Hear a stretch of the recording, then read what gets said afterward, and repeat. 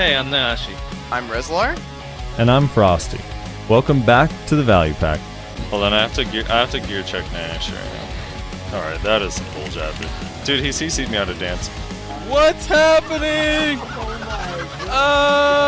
Rezlar! People look at you like you're crazy, and they refuse to admit that it's pay to win, and just scream that it's pay to convenience! It's pay to convenience! Big money, big money, big money, big money! money! Oh shit, we got it! We fucking got it! And welcome everybody to another episode of the Value Pack. Drakania Awakening has released. Nayashe has some drama, and we're going to be talking about the ability to dye Orzeca and the Nuver outfits. Who's but that first, topic like that? But first, we have to thank our lovely patrons: Garmoth.com, Hawaiian, Laggy Skills, Melt on Your Mouth, Minaria, No Name, and Wavesy. Thank you guys so much for supporting the show, as well as all of our Twitch subscribers on our individual Twitch channels, which you can find linked in the description down below. Hello, friends. I'm going to act as if we haven't been in this call for like 40 minutes already. Hello, how are you guys? Doing great. I'm good, man. How about you? It's really good to hear your voice again. Yeah. So let me preface this for the people that are listening. I know I told you guys this already, but I know nothing about Drakania Awakening. I first got it like an hour and a half ago, and so I've been trying to like learn all the skills and see what they do, so that I can like participate in conversation. But other than that, I have no idea what's going on because I have been out of town. So I haven't fought one, I haven't fought as one, and I haven't even really gotten many opinions on the class so far. So I'm probably just going to be asking a lot of questions to you guys this episode. So apologies with about that. that one. No, that's That- fine. that could be I've the only format. fought one, so I fought many actually, but yeah, I can at least get that point of view. When you say out of town, where are we talking? I went to Houston. Oh. My Canadian friend came to Houston for his honeymoon. He got married last weekend, and last weekend, and they came down to Houston, and so early Thursday morning. So I worked late Wednesday, and so I got home, did Node War, and then immediately went to sleep. So I couldn't give it a try then, and then I left at like 7 a.m. Thursday morning and drove to Houston to hang out with him and his wife and spend some time together, because it's been like I don't know, like 10 years since I last saw him. So Wow. yeah, so it was a really good time. We had a lot of fun. We went to the zoo, we went to Space Center Houston, we went to a board game shop and bought a bunch of board games, and then we played a bunch of those in the hotel. It was a good time. We had a lot of fun. That's awesome. But yeah, so because I was out of town, I didn't get to try Drakania Awakening or even really like see much about it. So Is he gonna You be had a I'm live-in, new. a live-in foreign exchange student, or he's just here visiting for a little while? No, he's not a foreign exchange student. They just came here for their honeymoon, and then they wanted to go to Japan, but Japan is still shut down due to COVID. So they're like, well, shit. I guess it really? Houston's I the didn't know next that. best thing. Okay, Dragor in chat says, "Who goes to Houston on your honeymoon? Hey, babe, let's go get robbed after we get married." Pog. I also questioned it, but they said that it had a lot of things that they wanted to do. So I don't know. They wanted to try a bunch of American food places. They wanted to try Texas barbecue. They wanted to go see a aircraft carrier, which there's not one in Houston, but there's one in Corpus. So this wasn't That's when I pretty was cool. there. This was earlier in the week, but they drove to Corpus and checked out the aircraft carrier. Yeah, so they it just had a bunch of stuff. Plus, they wanted to visit me. So it was neat because I wasn't able to make it to the wedding because the Canadian border is also still shut down for us unsullied. So I wasn't allowed to go up there. So they came to me. A friend of mine is they ran out of spots. I got cut from the wedding. Apparently I wasn't good enough. But I'm hoping that they have their honeymoon. Oh my god! I'm hoping they're having their honeymoon here in Palmdale at my house to make up for it. You know? I think that'd be fucking sick. I could show them the we have an Air Force base out here, just like Houston. We also have a lot of dirt and rocks. Dirt roads. We sometimes get traffic. It's not Houston traffic, but I would say around rush hour, there's one street that gets kind of trafficy. So I could be like, doesn't this feel like Houston? Yeah. And Yeah, I listen, I also was like very curious whenever they said they were coming to Houston, but also like I get to go see my friend. So I was like, okay, dope. I'm down for this. Yeah. Let's go hang out. it's pretty cool. Yeah, All it right, was a fun time. Someone said a good Texas time. barbecue is overrated. How is the entire genre of food overrated? It doesn't make any sense. No, it's not. Yeah. No, it's not. You could say the places you've been to were overrated, but you cannot say the entirety of the genre is overrated. That's a very big statement. It's like, Chinese food is overrated. It's like, what? All of it? Every Yeah. bit of it from every single location? bit. Okay. Yeah, so they're planning on going to Japan next year whenever hopefully it's opened back up. Because he's been to Japan, I think, like once or twice, and he really enjoys it, and so he's excited to take her there. So they're gonna have a good time. That would be so cool. I would love to go to Japan. I think that'd be pretty badass. It's one of the things I want to do. It's on my list of like shit that I want to do before I die. Bucket list, I guess. I want to go to Japan. I'd like to go to England. I'd like to go to Australia. There's a couple places that I'm like, I think it'd be cool to go visit, go overseas and see the world. You know? Yeah. I feel the same. Get but a about, cultural shock, you know? Yeah. I feel the same about South Korea. I so badly want to go watch like a GSL finals in South Korea and spend like a week there. South Korea could be dope. I could see that. That'd be dope. Yeah, there's a lot of places, or not a lot, but there's a couple places that I'm like, I really want to do that If before I ever I find lose the ability to travel. if I ever find an affordable boat that takes me there so I don't have to fly for that long, I'm in. yeah. See, and that's what he's thought way ahead on this stuff. So he's like, because I asked him, I was like, so where are y'all going like next for your next like American place? He's like, well, we're probably not gonna come back to America for a while. And I was curious. I was like, oh, like why is that? And he said, well, because They like visited you. flying 14 hours is fucking rough, and so you have to do like cross the world trips while you're young. Because if you try to do that when you're like 50 or something, that's gonna be way harder on you than if you do it while you're 30. That's fair. So he's like, we're gonna try and get all of our Mm. across the world trips out of the way when we're young, and then maybe when we're older and like retired and stuff, then we'll go on like a traveling across America type trip. I thought they were going to say they were going to maintain that 10-year gap between seeing you. Can I just say, as someone who's slowly but surely, and Nayashe, you should be jumping on this too, pushing towards 50. I don't think at 50. Wow. I don't think at 50 it's gonna be too hard on us. I can understand like post retirement. No, not that it's too hard, that it's harder. My frail 50-year-old bones. What will I do? I mean, my parents travel quite often, so I don't feel like I'd been, discouraged from traveling just because I'm, maybe feeling No, older but or again, whatever. it's But not. I get it's I get not- what you're saying. It's not as if you can't fly if you're 50. It's that it's a lot easier to recover from a 14-hour flight if you're 30 than if I get you're that. 50. What, you I don't? get that. You've not That's- heard on that's fair. their little intro of the flight thing? It's like, oh, this if the oxygen tank falls, blah blah blah. This here's safety features. Also, if you are 50 years of age or older, please come to the front so we can give you a physical and see if you'll survive the flight. Just in case, because right around 50, you're basically just a pile of sticks. Sounds awful. But I do agree with like trying to get a lot of your aspirations as far as like travel adventures kind of like done when you're younger, if you can. But affordability, obviously plays a huge factor in that. Oh And yeah, also, like, obviously. what amount of like responsibilities you have to, if you have animals at home, you have to have people sit them, or if kids, depending on what your situation in life is. The examples in And chat are generally funny. speaking, as you grow older, you'll amass more wealth, which will allow you to take more opportunities to like go Yeah. on longer vacations and stuff. So Yeah, like a typically. lot of people, I don't know, a lot of people do a lot more traveling when they're older because they have the ability to. right? Like financially speaking, they have more Yeah. time, more money, more freedom. So, but anyway, yeah, it was a good time. It was a good trip.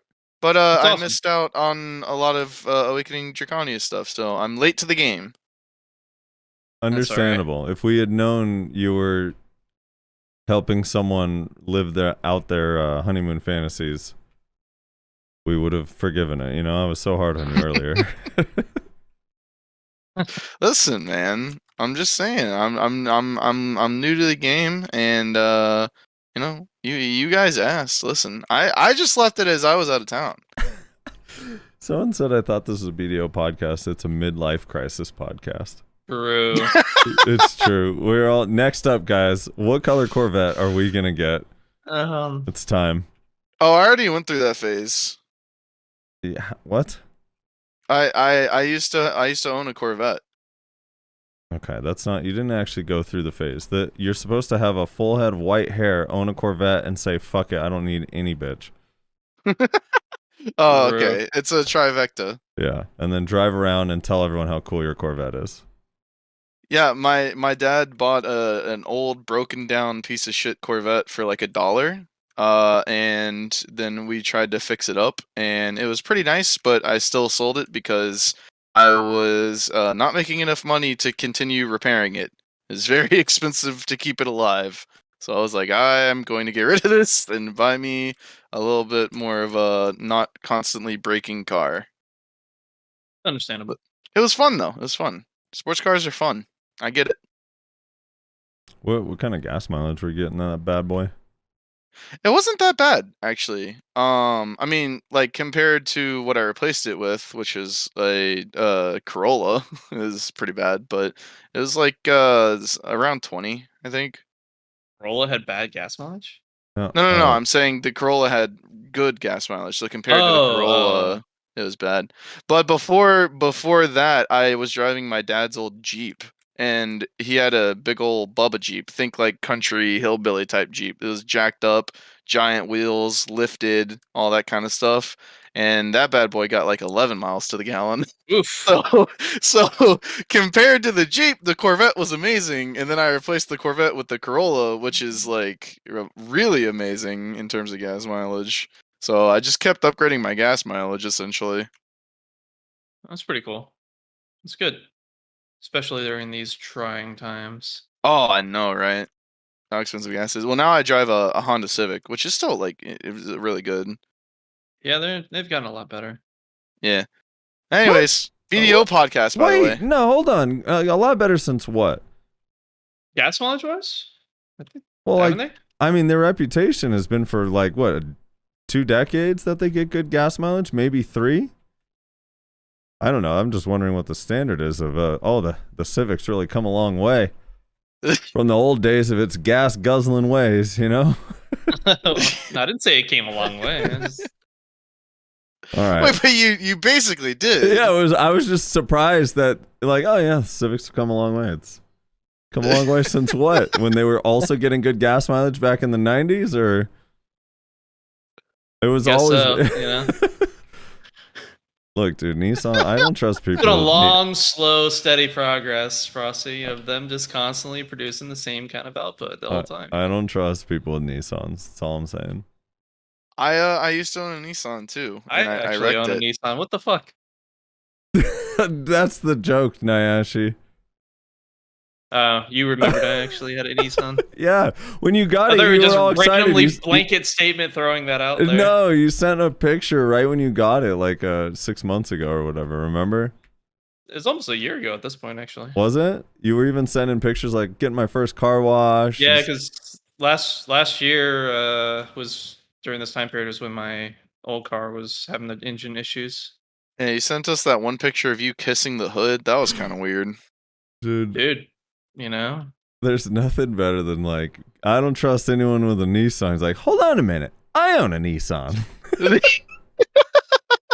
Well, I didn't remember that. I didn't think that you remembered, actually. Oh, dude, why would I Forgot that I sent you guys pictures of it.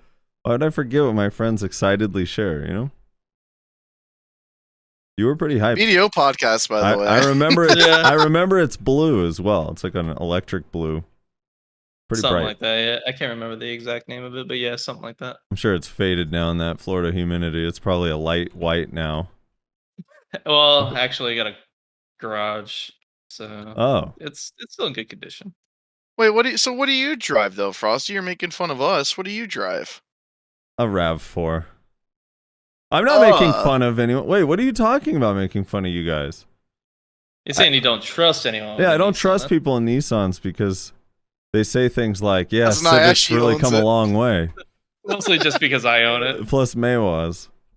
Yeah, Maywas Like, drive Nissans apparently. Our RAV4's on the way out, right? Thing's got 190,000 miles. We're pushing How it. many to the- how many Maywas in chat drive a Nissan? Let's hear it. Let's see it. How many Wouldn't it be megawatts weird? specifically? Let's find out if there's some sort of like weird.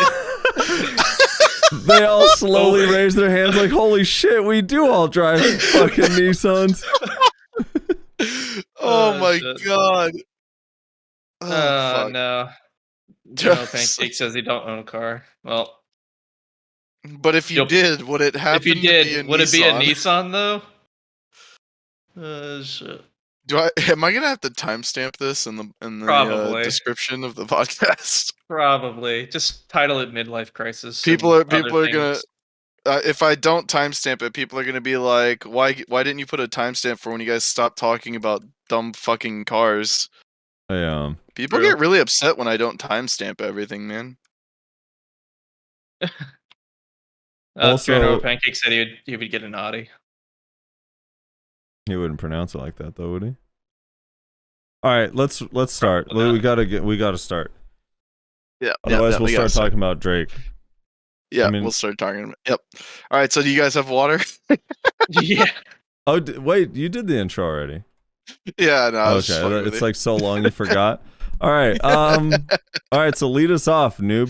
Since you don't know what the class does, where do you want to Okay, begin? so let me give you my first impressions as someone who's been on this class for 1 hour and 34 minutes. Okay. It seems really, really fun. The animations are amazing, but I mean, we kind of already knew that going into it.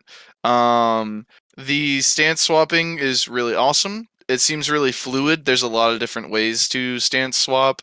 You can stance swap with Shift E, which is like I guess you could call it like the official keybind, but also in the middle of almost any attack, I guess I should say, if not every attack, you can press spacebar to swap as well. There's also different skills that let you swap. It's all very, very fluid. They did a really good job of like managing the stance shift. It seems fairly protected. It doesn't seem overly protected. Maybe it's just like because I haven't fought one yet, and so I just don't know what skills exactly to loop, but it might actually be a little underprotected, in all honesty. Especially with the Dragon's Claw. I was expecting a lot more SAs out of the Dragon Claw one. Or whatever weapon you want to call it, the spear looking one. It has quite a bit of movement. Lots of different, I think it's like 5 or 6 different movement skills that you can chain together, all with decent cooldowns, I would say. Including your side right click, which is a iframe on a 3-second cooldown, which is pretty nutty. And yeah. Oh, it has a grab. So that's upsetting slightly. Yeah, I don't know. That's basically all I got for you, because I haven't fought one. I haven't fought as one. I haven't even grinded on it. I've just been trying to like learn the skills and figure out like movement combos and protected rotations and things. Before the show, you guys enlightened me to the fact that apparently everyone thinks it's garbage. So that's upsetting. Why do you take it that far? Well, I don't know. Why do you take everything I say way too far out of what I actually said? What do you mean? Did we? Yeah. Were the opinions that everyone says it's garbage? All right, so in PvE, most people do say it's garbage. And I know there's some people trying to make a case it's really good if you learn this, and this. But even then, comparable to other classes, it's still not great. Even when you start optimizing, it's not that great in PvE specifically. So they talked about, so on GLabs they had a little blue note that said We're sorry. That based on the performance of the GLabs test, the Drakania was operating too efficiently. I'm paraphrasing here. So they nerfed it, and they took it a little bit too far, so they're reverting some of the nerfs or buffing some things back. Now, this is a weird... It bothers me a little bit because I don't know what Korea thinks. I don't know what Japan thinks, or Taiwan and Thailand.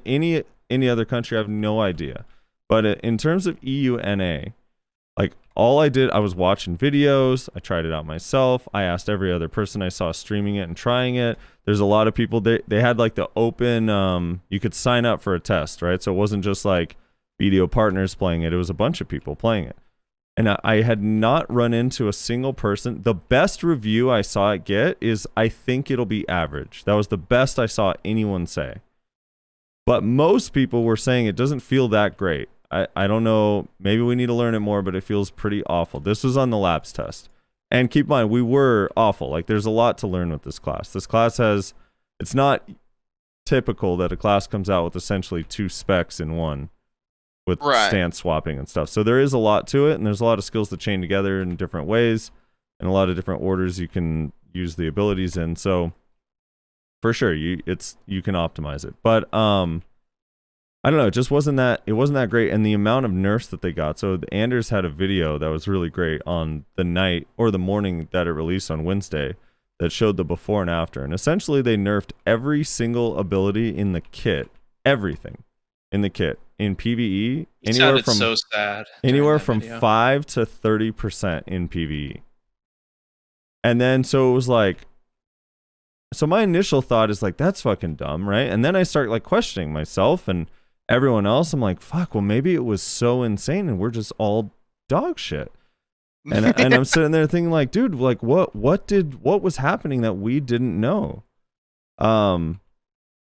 So it was like, it was weird, right? So we get it, and I was like, "Fuck, maybe it'll be pretty good." And I'm sitting there, and I'm testing, and I'm testing, and I'm testing, and I'm learning more. You're waiting for it and to it's show getting its more. glory. Well, it's becoming more and more optimal over time. And then I got to a point after about day 3 where I was like, "Nope, this is bullshit, and everything they said is a lie." And I don't understand why they would nerf it this hard. It's actually crazy. If they did like a 5% nerf across the board, would be understandable. Like, some of these abilities don't make sense just purely by the numbers and the animation speed. As an example, Shift RMB. Shift RMB is a weirdly slow skill in Dragon Blood. Sorry, Shift RMB is Spiteful Soul and Dragon Blood. It's like a weirdly slow skill. The first 2 hits don't have a big animation. The third hit's the only one that does, and the numbers on it are like, they're pitiful. And the weird thing is like some of these Hexblood skills actually do have really good numbers, like Spiteful Soul. Like if you compare Hexblood Spiteful Soul to Spiteful Soul and Dragon Blood, I don't even understand how. It's like one of them, you execute the entirety of the skill significantly faster, and it has more hits and more damage. It doesn't have as much crit, but when you build crit rate, it doesn't matter. Plus, it's like the AoE size is similar. It's just very weird. Like some of these skills were weirdly nerfed. And then the buffs that they did on GLabs, not to jump the gun on GLabs, but the buffs that they did were on, I think, 5 abilities. Let me just double check to make sure. And the thing that, it's one of those weird things that kind of bothers me. It's like the ones that they buffed are the ones that were already decent. Like fine. Yeah, it was like the few skills where you're like, well, you have to use these 5 abilities because these ones are the only ones that hit pretty good, or hit pretty hard. And then you look at the labs buffs and like, oh, maybe they'll buff a bunch of other skills because this kit does have 20 abilities, you know. And it's like, no, we're gonna buff. So they buffed Spiteful Soul in Hexblood, which is RMB or Shift RMB, which is one of the few really, really good damage dealing abilities. They buffed, let's see, what else was it? They buffed Sundering Roar in Dragon Blood as well, which is again another one that's also really good already. It's pretty fast. That one actually has a decent AoE, at least on the first hit, and then the second hit is just whatever. But They buffed that one. They buffed Sundering Roar in Dragon Blood, which also is already really, really good. They buffed Flow Cloud Strife, which is also one of the few skills that's really good. The problem with that skill is that you have to use a shitty skill one way or another to get to that ability. You either have to use the shitty version of Spiteful Soul, or you have to use Tip of the Scale, which I would argue, because the way the first hit works, is also shitty. And for whatever reason, the canceled version of the skill, the fastest cancel into Dragon Blood Spiteful Soul that I've been able to find, is after Sundering Roar, which means you can't use Extinction. But also the cancel version of it still does kind of a wind-up animation, just doesn't have the first hit, so it's still slow. It's like very weird. I don't know. It's just odd. But my overall point is the PvE isn't great. It's far below average, in my opinion. Jules has been making some progress at Hex, but then when you actually compare it to the high-end classes, it's like he's making progress getting towards what might be average, if that makes sense. Mm-hmm. Not towards like any of the really good classes. So, Yikes. I don't know. And he's trying really hard. Like, I don't know. Like if he put no, he's just trying really hard, and like that he's like putting a lot of effort into trying to optimize it, right? So Wow. if Work out every single rotation, see Yeah. which best. if you take any of the better classes and put in that same effort, you're just gonna get a lot more money. So that's the thing. It's just odd. It's also weird that the whole idea, and I'm curious, Rez, if you got this vibe from the theme too, is that the Hexblood is quick, but not like super hard hitting, at least thematically, and then Dragon Blood is slower but like hard hitting. Is that not the vibe you get, or maybe you see it differently? No, absolutely. And we were talking about a couple weeks ago when they first like revealed it in the trailer. We were saying like, oh yeah, maybe it'll be like the double spear is the faster high CC, and then the lance or dragon claw, whatever you want to call it, is like the slower, more protected, big AoE type deal. Yeah. But for whatever reason, a lot of these abilities in Dragon Blood hit not nearly as hard as the Hexblood ones and are slower. So it's very confusing. This is actually true in a lot of cases in PvP.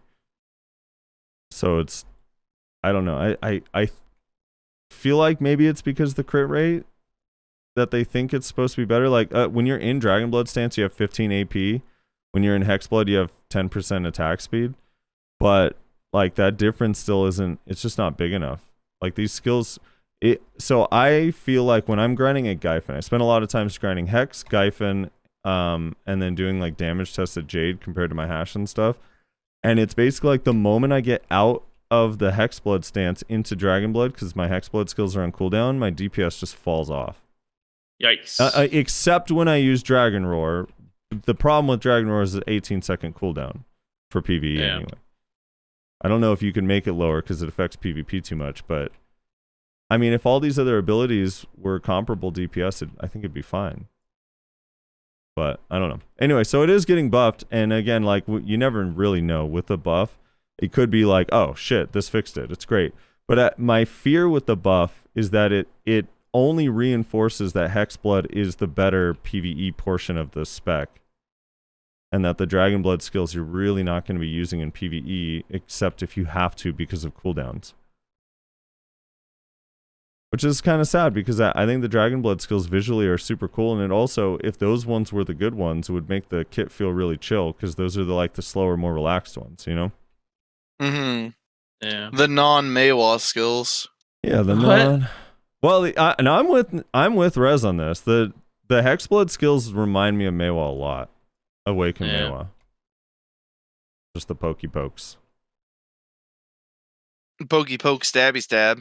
Yeah, I mean they do kind of look like it for sure. That's why I was saying like before, like it kind of was getting like Valk vibes, like watching some of the attacks. But yeah, there's some Maywa like vibes as well. So aside from the look of the weapon, I don't think I agree with that very much, honestly. I think they did a pretty good job of distinguishing the Dragon Claw skills from Awaken Valkyrie skills. However, man, some of the Hexblood skills, some of the spear spec skills just look like carbon copies of Maywa skills. Yeah, I think the Valk vibe I think more comes from the animation that she's physically doing on her person. You know what I mean? Like not the colors or the effects, but just the way her body moves with the spear kind of does have. Yeah. But I mean, it's a gigantic spear, so I'm not surprised that she's doing gigantic spear-like moves with her gigantic spear. I guess they could have made her spin around and do like Sork's Violation, but that would just look kind of strange. Yeah, I mean I haven't played it on Awakening or anything like that, but fought a lot. Dude, Um, yeah. and it's not really that impressive to me. The grab, just from what I was seeing, like there's some players that have been able to make use of the grab in a very effective way, but the mass majority obviously are still kind of working things out. Overall, I'd say it's not really that big a deal. At all, like the grab the way it is. I think it's fine. It's probably a little bit on the slower side.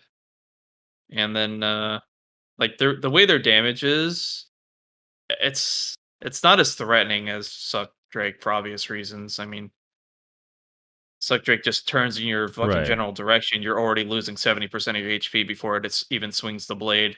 That's how it feels. But with Awakening, it's not as threatening when it comes to its chip damage, except for basically, like I was saying earlier, Obliterate. Yeah. Obliterate was basically the main threatening skill, the back the fuck off me skill.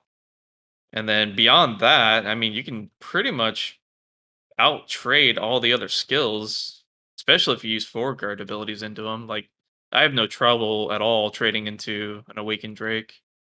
And because they don't heal during a lot of their abilities like Suck does, that trade damage sticks pretty hard.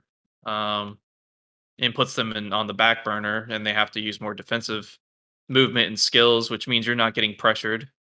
That's the difference with Suck. When I'm fighting Suck, I feel like I get nowhere sometimes because they attack and they heal. And it's like, what the fuck? Like, I'm always on the back burner with that kit.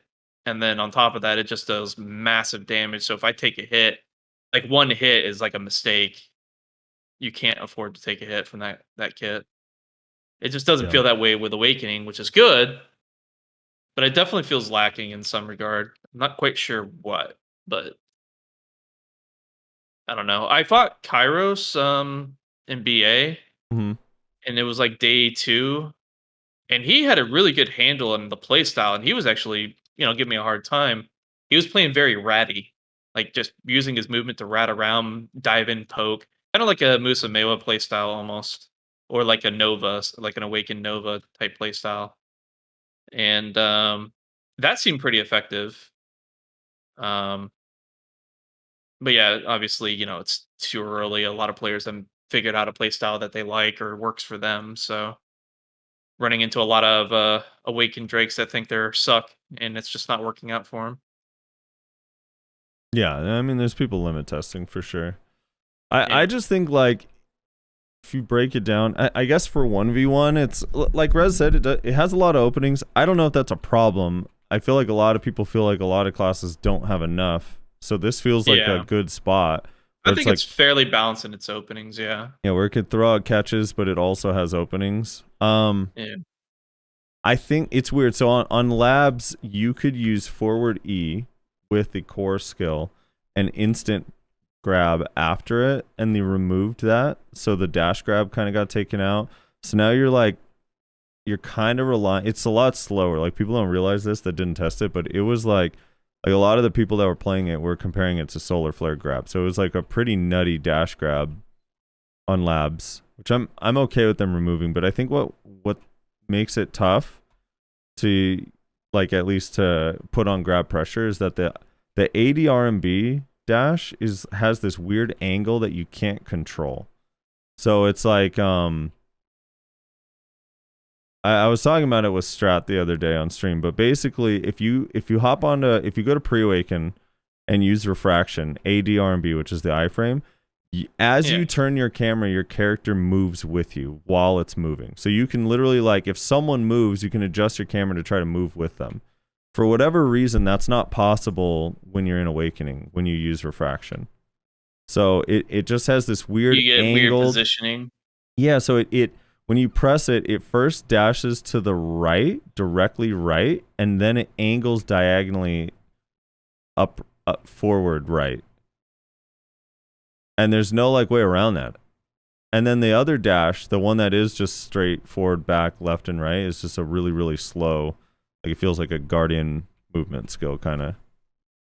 So I don't know. So in terms of grab pressure, it feels more like a defensive grab the way it's set up right now. Yeah. Like And then- someone SA trading into your face and then you just grab them Yeah, out. they just like kind of overcommit. And then I don't know, with the catches, like I do think they're pretty good. It's just that because everyone has so many protected CCs, they're punishable. But like 4D and 4D R&B are like, they are pretty good catches and they're fast. It's just like if you throw it into a Wheel of Fortune or you throw it into, I don't know, you throw it into towards a ninja and they press spacebar or a Kuno, then you're smoke screened and it's over, you know? Yeah. So I don't know. Is that really all it an takes? Interesting. Just spacebar? Well, you do have to use an ability first. So either on Kuno, usually we go kunai throw spacebar. So R&B space to smoke. Yeah. Anyway, I don't know. It's like, it's kind of weird. It's weird. In my mind, it's really like, obviously there's still a lot to learn. I do think, again, this class is going to take a little longer for people to learn and optimize because there is a lot more to it. For large scale stuff, like, I don't know, in RBF, it's a really good dive bomber. It feels really, really good in RBF and smaller scale like GVGs, but it's like the more and more people, the harder it becomes because it is, you know, like forward conal damage. So it feels more like you should be playing it kind of like a Meiwa, like on the outskirts where you pick off one or two people at a time and you can't really group fight with it. Yeah. That correlates to what I was mentioning earlier. Kind of seems that's the necessary approach with how the kit's currently set up, at least. Yeah. Dude, it's so weird because like before I played it or felt it or fought anybody, I would have said right off the bat, like this class is going to be nuts 1v1. I think it's going to be really good in 1v1. A lot of people were suggesting that. Yeah, and I think it's way, way, way harder. Like, dude, I can't even. I don't know. Like, I'm just imagining. You know where I do think it'll be good still? I mean, maybe I'll be wrong. Is I do think it'll be good in Arena Solaire. Yeah, I suspect it will be. Because it's like the right number of people. I could see it. Yeah, it's Yeah, like, 'cause, and like, you could take it's- damage, so you can actually commit to some of your super armor skills. Yeah.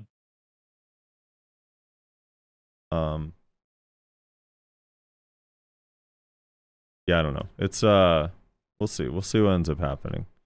It also has a lot, like you can disengage and heal up, which is really powerful in Solaire since a lot of the time you don't get one comboed. You do have the group crit buff, so you have some value to add to your team. It doesn't really have a lot of slows or like utility stuff, but it does have catches and it can get in and out, and it definitely can contribute damage if one of your teammates gets a CC. So Yeah, it just in the perspective of 1v1, like you mentioned, it just seems lacking in some regard. Or maybe it's just like, what was mentioned already, just a play style difference that hasn't been. the PvP also is like, it's one of these things where the PvP I'm way more lenient on because there is a lot to learn, right? Like no one's going to be super good at the class in the first week. It's just not going to happen. Unless the class is insanely busted where it's like, oh my god, everyone's getting farmed by Draks, then it's like, then it's too strong, right? But so it's going to take a while to learn. There's a lot to it. Plus you have to be able to manage what other classes are doing, et cetera, et cetera. And same with group play, like learning when you can dive in, when you should get out, that sort of thing. Like what skills do you need to commit to a kill or not? Like all that stuff takes some time. I guess for me, I'm just mostly bummed out by the PvE, and I think one of the things too that's weird is more of like from a PR standpoint. Like I feel like if I'm releasing a new class, I would do everything in my power to try to make the PvE feel like I would try so hard. It would be such a huge thing for the team to be like, listen, like PvE is what most people are going to be doing on this class. Let's make it feel really good, and let's make sure it's not too strong before we release it, so that way when it comes out we don't have to do a day one nerf, and for the whole first week everyone is just talking about how stupid it was that we nerfed the class. Because that's been the primary discussion. Like the first week of a class release or a spec release should be like, oh, like how is it? Is it fun? Is it cool? Like do you like people should be describing the class based on the merits of the style, not like it's shit. It's shit at PvE. It's the worst class in PvE. It's terrible in PvE. I don't like in PvE. Like that's the whole conversation for the last 2 weeks or the last week. And it's like, dude, you like shot yourself. Like all the wind just gets yoinked out of the sails when you do that. Like the day one nerfs, like dude, reading that was like, what the fuck? Like if you guys haven't, I'll link it to Reslar, so maybe you can put it in the notes with the video. But like that Anders video, when you watch it, it keeps flashing to another. He shows like 4 skills at a time on the screen. And then it flashes to another 4 skills that got nerfed, and then another 4, and then another 4. And you're like, what the fuck? Like, this must have been the most insane PvE ever. And it's like, no, most people thought it was average at best. And then it got all those nerfs. It's crazy. It's like, I just don't understand what the feedback was. I wish so badly we could see, like, them show a video. Like, here's a video of what one of the Drakanias was able to do because of how strong those skills were, and it was getting this much trash at this place, so it was way too strong. We had to tone it down, so at least we could understand and learn like what the hell the good rotation is that apparently got it nerfed, you know? I question the data, that's all. And where it comes from. I mean, they always had weird data that they would, make public. Right? Like, I don't know. They used to say, for example, remember they said like, what was it they said? They said like mystics were like busted as fuck back in the day because everyone that was like the most geared, they would just swap the mystic for some reason. Yeah. And that was why they were suggesting that it was super strong and large scale, or I can't remember the reasoning. No, I remember what you're talking about. They had mentioned something about it was like so absurd that the proportion of mystics and how often people complain about mystic. I actually, the way they said it, I didn't fully disagree with them because after they had nerfed the class a couple times, but it was still so good in PvE that people thought it was insane, and then it slowly phased out of the meta when other classes became good in PvE. But it was like this thing where it's like the only thing you run into is mystics all day long. So it was like it was like fuck, all of the complaints were being generated from people having to fight mystics. And then their logic was, well, they're not doing well in large scale at all. When there's like out of 100 players that they took a sample from, it was like all mystics, like fucking 60% of them were like fucking mystics, and it's because it's the best grinder at the time. Yeah, it was really good. It was strong for a long time, for a while, and it was annoyingly strong. And that was before we had the tag system, if I remember right. Yeah, way before. Yeah, so people would have to manually swap their weapons over and stuff like that. So yeah, you were committing to a swap basically. That was when I was getting taxed and selling all my weapons and buying a new set over and over again. Yeah, those good old days. Yeah, but I don't know. I would love to know why. Again, like they did buff some stuff, but it's funny. The other thing too that I want to make clear, because I keep seeing people say they're reverting the nerfs. No, they are not. They are not even remotely close to reverting the nerfs. They nerfed literally every ability in the kit by a massive amount, and not a single one of the buffs they did is bringing it back to where it was before the nerfs. All of them are still below where the nerf was, or where it was pre-nerf. So stop calling it a reversion, because it's not a reversion. They nerfed 21 skills by somewhere between 10 and 15%, and then what they did is they buffed 5 skills by somewhere between 3 and 10%. It's not a reversion, just for the record. I just want it to be good in PvE. My bar's not. I don't have the Suck Musa striker bar, right? Like, I'm not even that harsh. That's what I think. You just want it to be at least average. Bothers me so much. Competitive with everything else. Yeah, I think hash is like a sweet spot of where it's like it's good, but it's not one of the best classes. It feels really good, and like I just want it. Where do you there. feel hash sits? I don't know specific ranking. Like, it's in the top 10.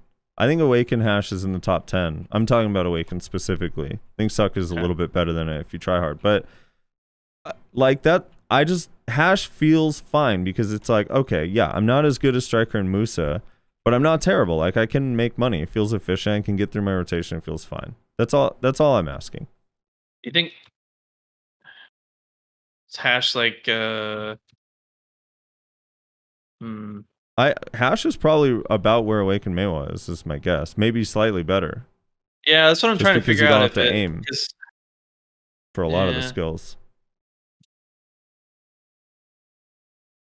Yeah, I guess that makes sense. I just don't see a lot of hashes grinding. That's all. So it's hard for me to like get an idea. Well, the thing is like, until Zeta, I wanna buy that, but the numbers just don't bear it out. Maybe someone could record like 17, 18K hours on hash, and I'm willing to change with new information. I'm willing to change my opinion, but yeah. So like, you still got 15-20% less trash even than an Awaken DK. Like, that's what I mean. So it's like, yeah, just record it, and then people can learn it. Like, that's the thing. I'm always willing to change. It's just like, as good as it can be. I do think Awaken hash is good, but my point is, at the end of the day, is like, Drak feels terrible. Yeah. Like, really, really, really terrible. Yeah. Hash feels good. I wasn't knocking hash in any way. I think hash. Well, yeah, I was mostly asking to get kind of like a baseline of. Oh, Zeta was talking about Suck. Okay, that makes sense then. I take it back. That actually makes perfect sense. I also think Suck is one of the best, honestly, especially at a place like Hex, where literally there's no downtime on your tornadoes dealing damage. And trolls. I have yet to go to trolls.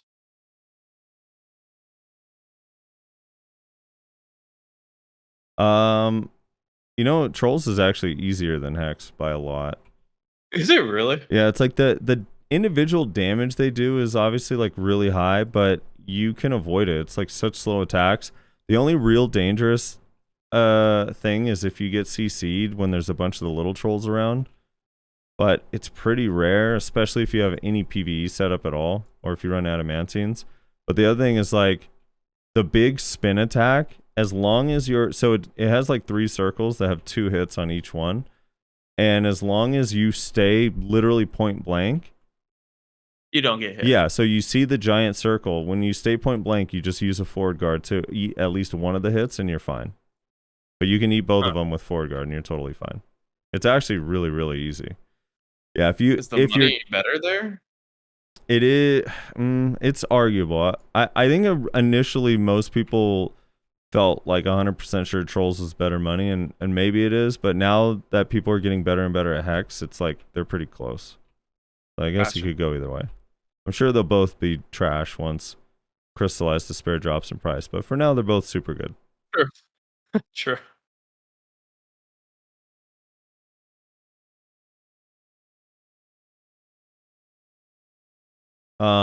Anyway, so yeah, at the end of the day, like if if Drak felt like, I don't even know, like, dude, honestly, even if it felt like Suck Kuno, like, I don't even think Suck Kuno is that great right now, especially with the stamina. It feels annoying as fuck to grind on, but dude, if Drak felt like Suck Kuno, it'd be fine.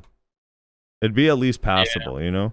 But it feels worse than Suck Kuno, and I don't know. There's That's no bad. one there's no one That's bragging crazy. about Suck Kuno's PvE.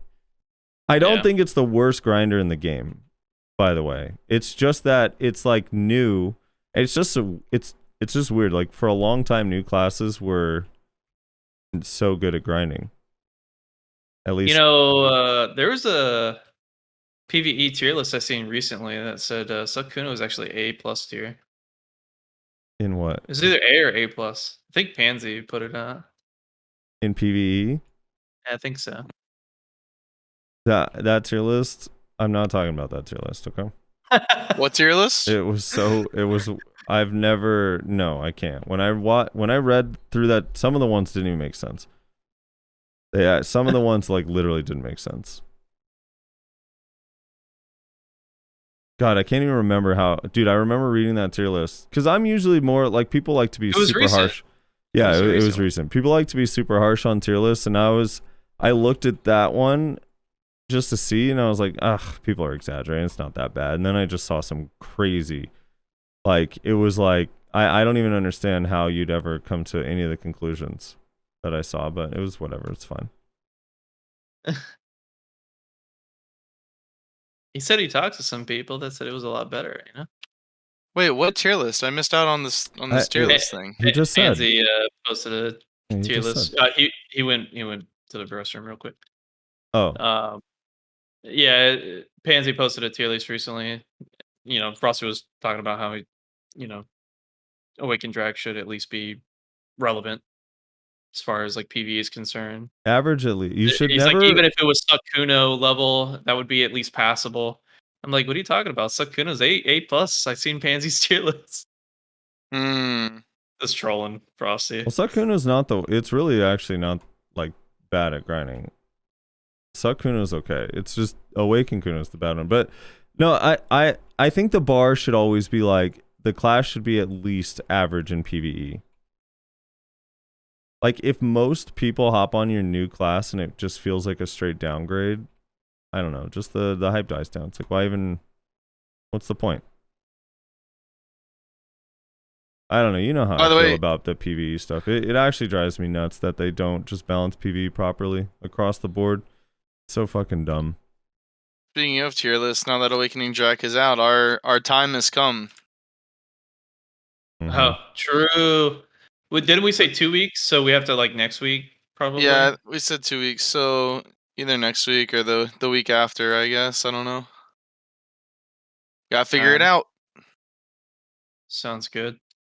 So are we gonna do it on the podcast, or are we gonna do it separate like we done in the past? I mean, probably separate, but also like if there's not a lot going on, then Yeah, we could probably. we do it on could the just do it instead of, I suppose. True. Dude, we It's our have. show. We could do whatever the fuck we want. I just saw one of my biggest pet peeves in the chat of all time that just lately is just more and more happening. Isn't Suck Corsair one of the best? Isn't Suck Corsair a top grinder on Garmoth at Gyfin? Dude, Garmoth data is an average of random people who are willing to input data at various gear scores and various skill levels. A large majority of them are not really efficient at grinding, so a lot of good classes get brought down. For example, there are grind spots in the game that have Awaken Kuno based on people's input above Suck Musa and Striker in like multiple spots. So the numbers there, they don't represent reality, mostly because even like average players, so like Sildiana used the example the other day, it's like he was saying like, dude, I'm bad at grinding, and apparently I'm 40% better at grinding than the best people of my class.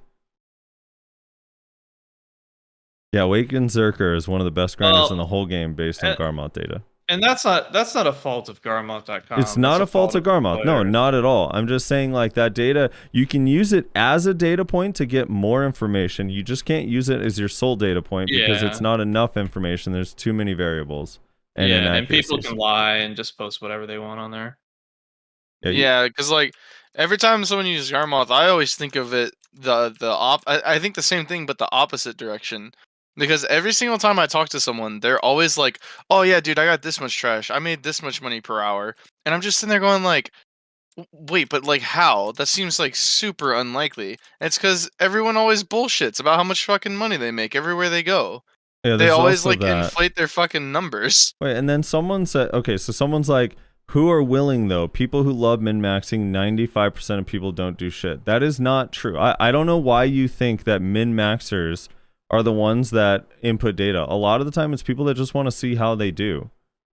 Or people that just want to see how much money they made. They're not even trying to min-max. They literally just want to see how much money they made and if they should stay at that spot or go somewhere else. They don't even care about improving. A lot of people, what they do is they hop on Garmoth, they input their money, they're like, didn't make that much there, I'm going somewhere else. They're not there like, oh, I could do better than that, let's try again. Yeah, it's not min-maxers. If it was min-maxers, the numbers would be significantly higher, but they're really low, the average even on would be good higher. grind classes. The average would be higher. Absolutely. It would be a lot less outliers too. Yeah, it's mostly casuals. The outliers are the min-maxers. That's the thing. Yep.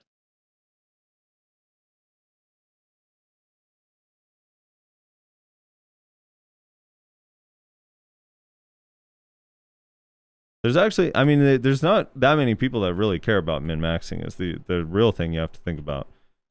For the most part, people are just like, I just want it to feel good while I'm talking with friends or watching TV. Yeah. Because it's such a large portion of your game experience. They just want it to be as simplistic as possible while yielding the best possible money per hour so that they can get their gear gained, so they can do the actual content that they're actually interested in doing. Another thing too is a lot of people only input data on Garmoth when they're swapping to a new class to see how it compares to what they used to do. And they're not even like efficient at it yet. Yeah. And they're trying out something different or just tagged something new.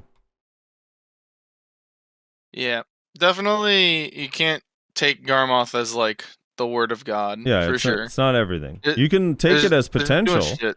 for sure. Like, especially if you do find specific players that did really well, you can take that as like, okay, this is what like the most possible. This is the record that we have so far of the highest trash. Here's a video that's showing evidence that this class can pull this much.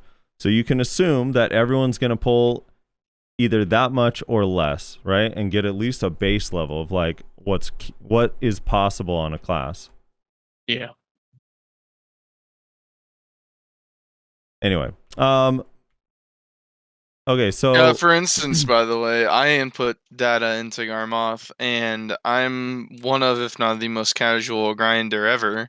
So much so that in an early episode of this podcast, if I remember correctly, I grinded for an entire podcast without a loot scroll, and half of the comments were like, "Why isn't Wrestler using a loot scroll?" And I was just sitting there going like, "Well, I mean, troll I don't know. you guys into I don't really care. Like, whatever. You know what Who else? gives a fuck? You know what else happens a lot? I've input data on Garmoth. I have like 4 hours maybe on there.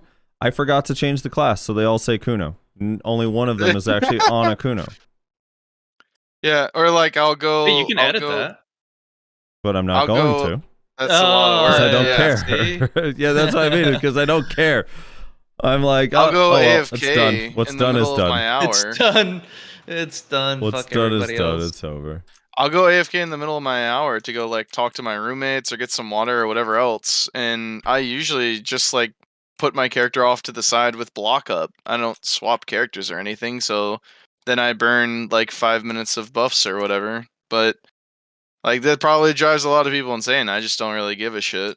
Dude, by the way, that someone mentioned that is a point of data that is you can tell very easily how popular classes are, at least in your region, based on Garmoth. That part is true because it calculates the total number of hours. And the odds are, if more people are playing a class, they're going to input more hours. There's some exceptions, obviously, but that information is more accurate just by itself than the actual amount of money they're making on each of these classes.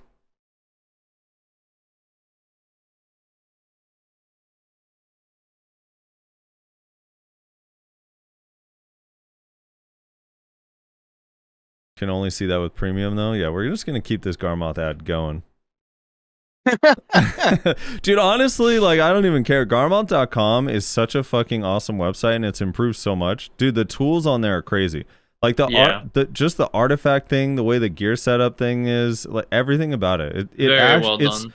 It's legit so fucking good. So I wish all the best to the developer, because it's honestly so good.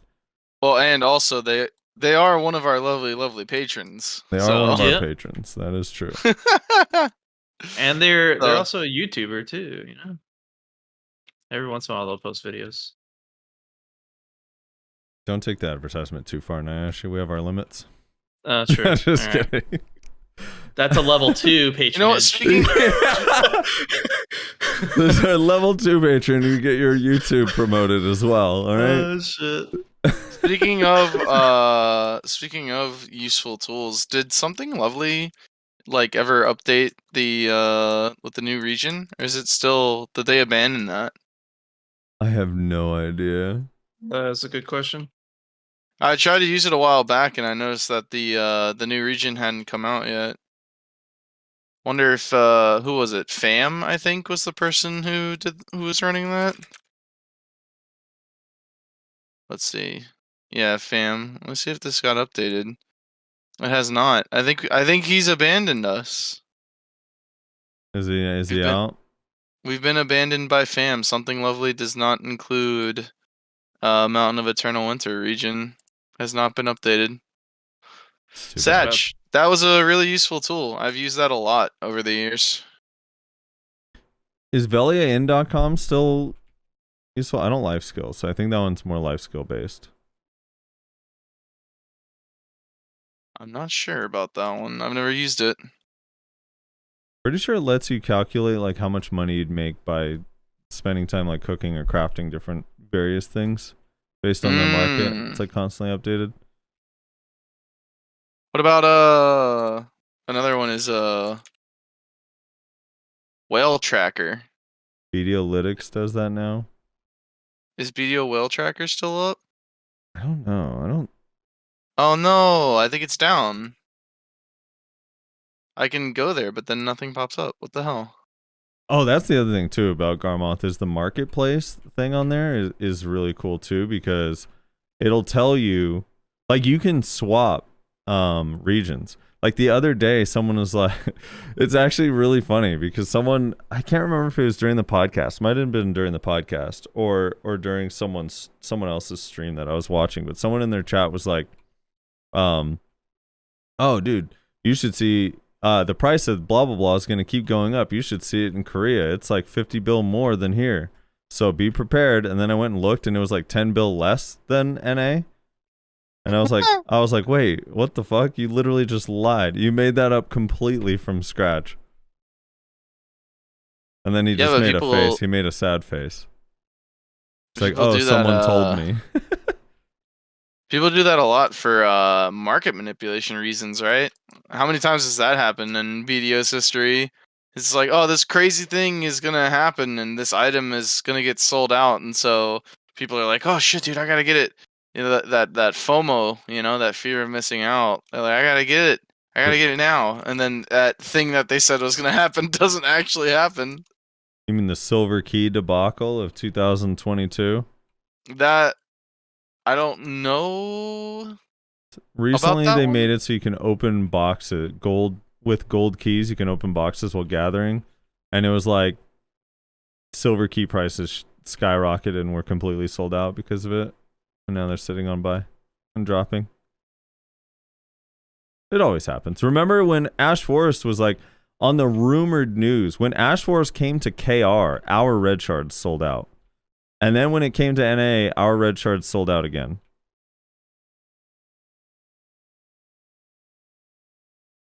Yeah, Mm. people are silly. It's interesting. It'd be like that. Mm-hmm. All right. So thematically, we all agree Drak is really cool, right? Yeah. Yeah. And the two stances are like Unique. they're unique and they did a really good job. Like it's super, super fun. Yeah. And it feels like there's a lot, right, Rez? Like you feel like, I don't know, you feel like you have so many options. But yeah, I mean, it's essentially awakening and pre-awakening in one thing, right? Mm-hmm.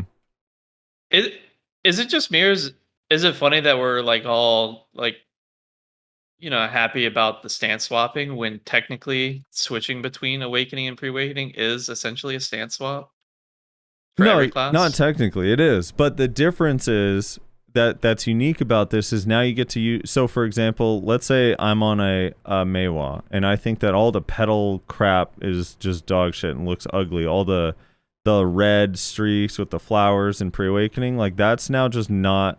If you had two stances that both used your ice animations, it'd be pretty cool.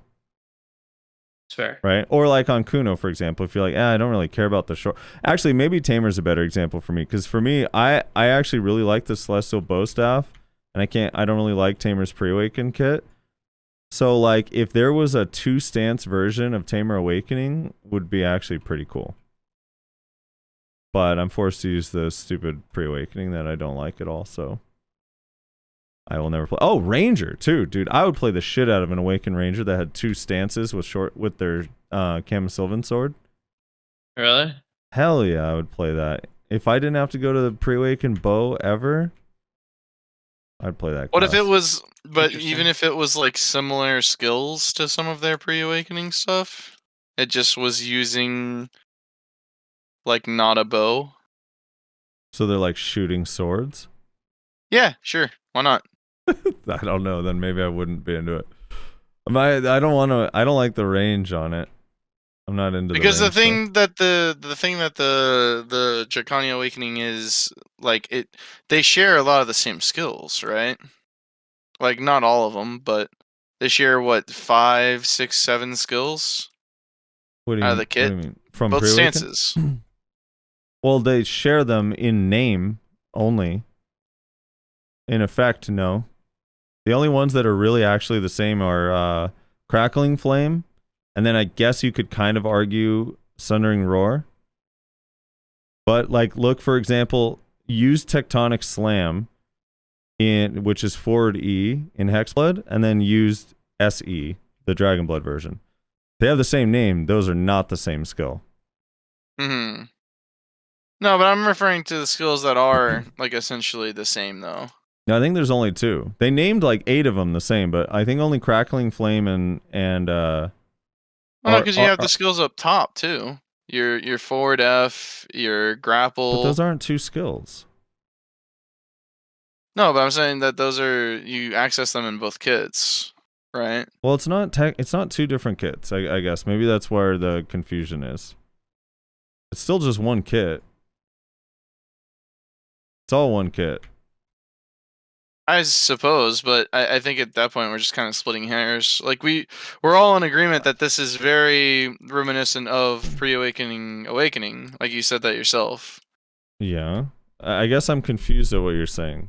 Like technically with normal Awaken pre-awaken kits also like on Hash I used Sand Warp. It's still the same skill.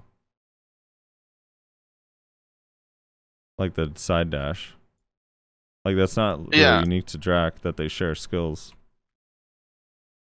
No, but I guess the point I'm saying is that there's less skills that are because it is like an awakening, it is a pre-awakening to awakening combination within the awakening itself. Mm-hmm. There's like less skills that are explicit to each stance.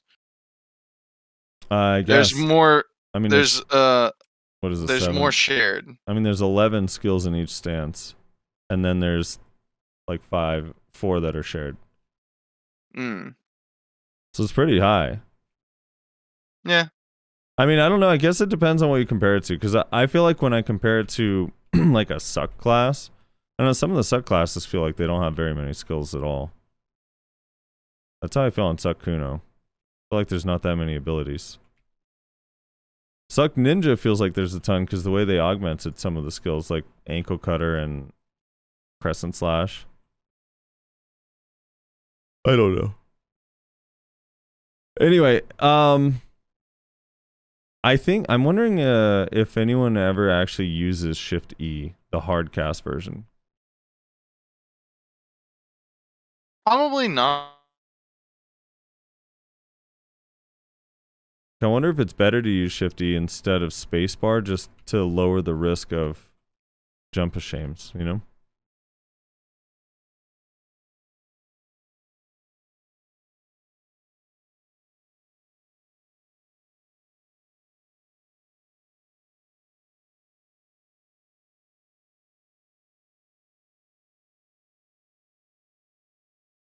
Rez, you still here? Oh, what happened? Did I die? Oh yeah, there now you're back. Now I can hear you. Yeah, I hear you sounded robotic for a split second, and then you just stopped. I assumed you just stopped talking, but now I hear you again. No. But I'm back. I'm good, Yeah, right? yeah, you're good now. Okay. Yeah, I was saying like when I was doing movement combos and trying to figure out like an essay rotation, I did my fair share of jump of shame. Yeah. And also I have this really bad habit that I need to break of I keep swapping to use obliterate, Shift F. Mm-hmm. And I keep like every time I do it, I press space to swap and then Shift F. Like my brain for some reason just finds it very necessary to swap before I do that. Yeah, well, if you're in Dragon Blood, almost all of the Dragon Blood skills lead into obliterate by doing the big AoE thing, I guess, the little flame vacuum looking thing. Mm-hmm. So I usually use obliterate after Doombringer, like Shift Q into Shift F. Yeah. I think I was working on I think the combo that I was kind of trying to figure out for like an SA combo was like movement down F, Shift F, obliterate.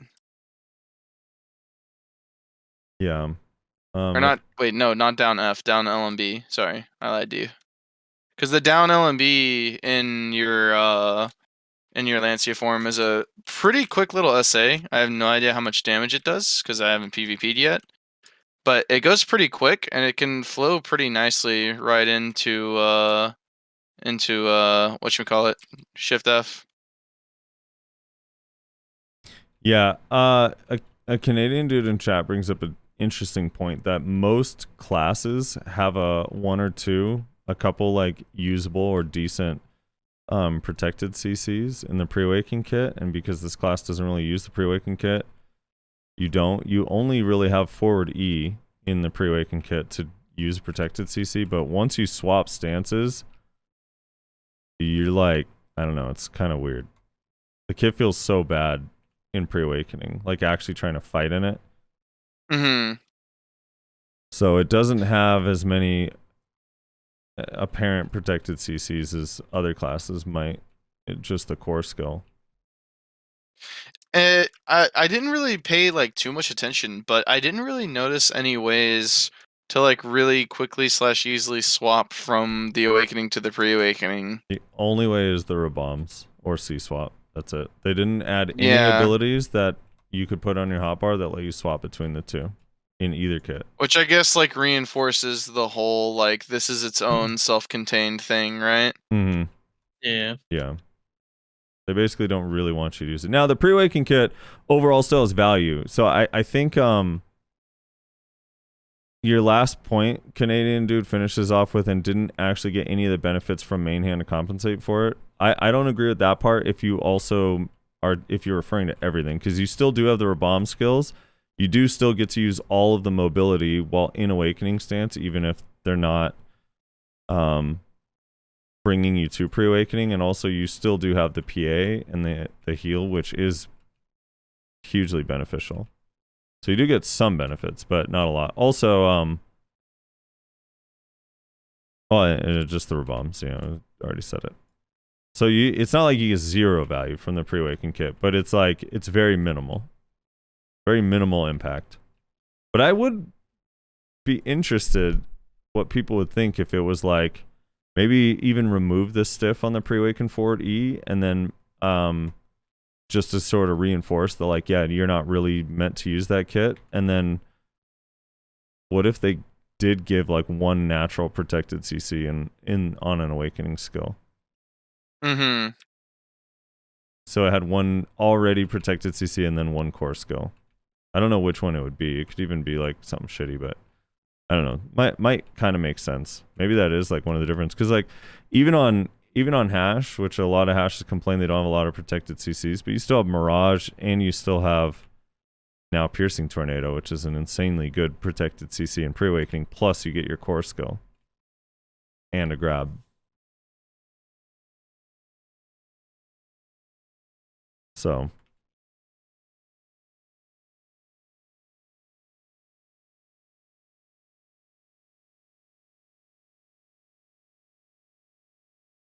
all right. Anything else? I don't think so. The Drakania tournament is going on right now, so it'll be interesting to see how people perform. Yeah. Yeah. An awakening one early. It's so weird that you can even play suck in it, because like Yeah. It's supposed to be hyping up Awakening, right? yeah, but whatever. It is what And it it's is. kind of like one-sided, because one having a grab, one not. I mean, there's a high likelihood that Awakening's just gonna win out.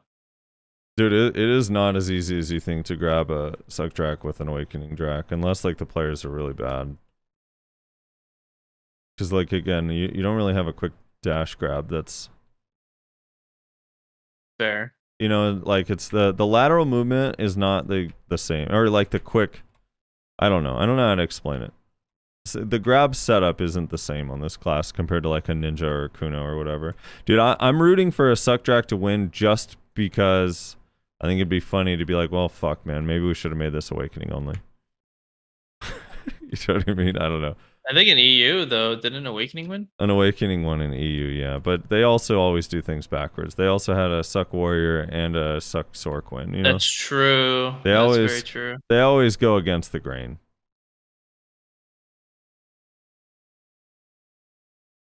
Oh, apparently EU was 2 suck Draks in the semis and 2 awakened Draks in the semis, and the finals were the 2 awakened Draks.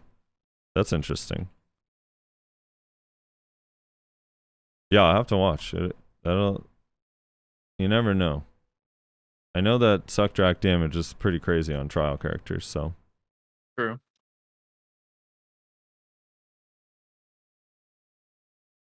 All right, so Brez, did you want to talk about like, or Nayashe, like large scale stuff with it, like Siege at all? I don't know. Do you see it? I mean, Because its dive potential is still Have fucking you- crazy. Have I you haven't really done s- Siege I or didn't do Node War? Siege. I did a Node War, but the problem was I did not spend any time learning its PvP before I went to Node War, so it was just a waste of my time. Like I literally was like, I would jump into a group, actually land a CC, and then use a PvE rotation that got me killed. So it was oh like, no. yeah, so it was not really helpful. I would need like a little bit more PvP practice on it. Yeah, I mean, I did Siege last night, but honestly didn't really notice any Awakened Draks. I mean, I know I by notice I mean like I didn't see them like do something crazy, right? Like a Right. suck Drake would just blow up like 4 people in front of me, like, oh god, I need to run. But no, I didn't really see them. I've seen a couple of them. They just didn't do anything that like stood out. I was able to like chew through them pretty easily. They had better like, I guess, in and out potential, but that was essentially it. Yeah, that's the part that they've nailed. Like it's really good to dive in and really good to dive out, and it does have protected damage. Yeah, it does. It just So it's it's like a just not on weird. the level of Suck Drake, so it's bearable. Like you can block it for the most part Yeah. and do Which I just think is- fine. Yeah. I mean, people's damage is too high in this game right now, so it's like that's Yeah, it another thing is. too. Is that I do think you have to commit a little bit more time to deal damage on this class. At least the way it's currently set up. But it's whatever. I don't know. I don't know if that means necessarily it's bad or other shit's just too strong. You know what I I mean? think it's other shit's just too strong. I mean, we've been saying the meta's been shifting towards more protection and just like outright like trying to one-shot people for a while, and it's progressing slowly more and more in that direction. Suck Which Drake was a prime sucks. example of that. Durability patch win, you know? Yeah. Add pants. Add pants. Had pants. Add a pant slot. Yeah, that way Choice, Zethian, and all those that have been stacking up crown stones, they can just have that pen immediately, right? I Day don't one. care. I don't care about the 10 players who will instantly have Yeah, I know. fucking 10, 20. I want to be tankier against 99.9% of the fucking player base. I mean, that would be exciting content for them because they How have much- nothing else to work on. How much DP would your pants give? I don't know. How much should they give? What's a good amount of DP for know. pants to give? So Right let's see. now, Bas- gear gives ref 100. No, Depending on it depends. Here, let me look just at base pen items and see, because my shit is Kaffir. So a pen bags is 60. Pen dim tree gives 89. Let's see, Urgon. Pen Urgon gives 79. I don't know. I honestly think it'd have to be way more subtle than that. And also, yeah, there would have to. People were mentioning Yeah. DP brackets. You definitely would have to add a couple DP brackets.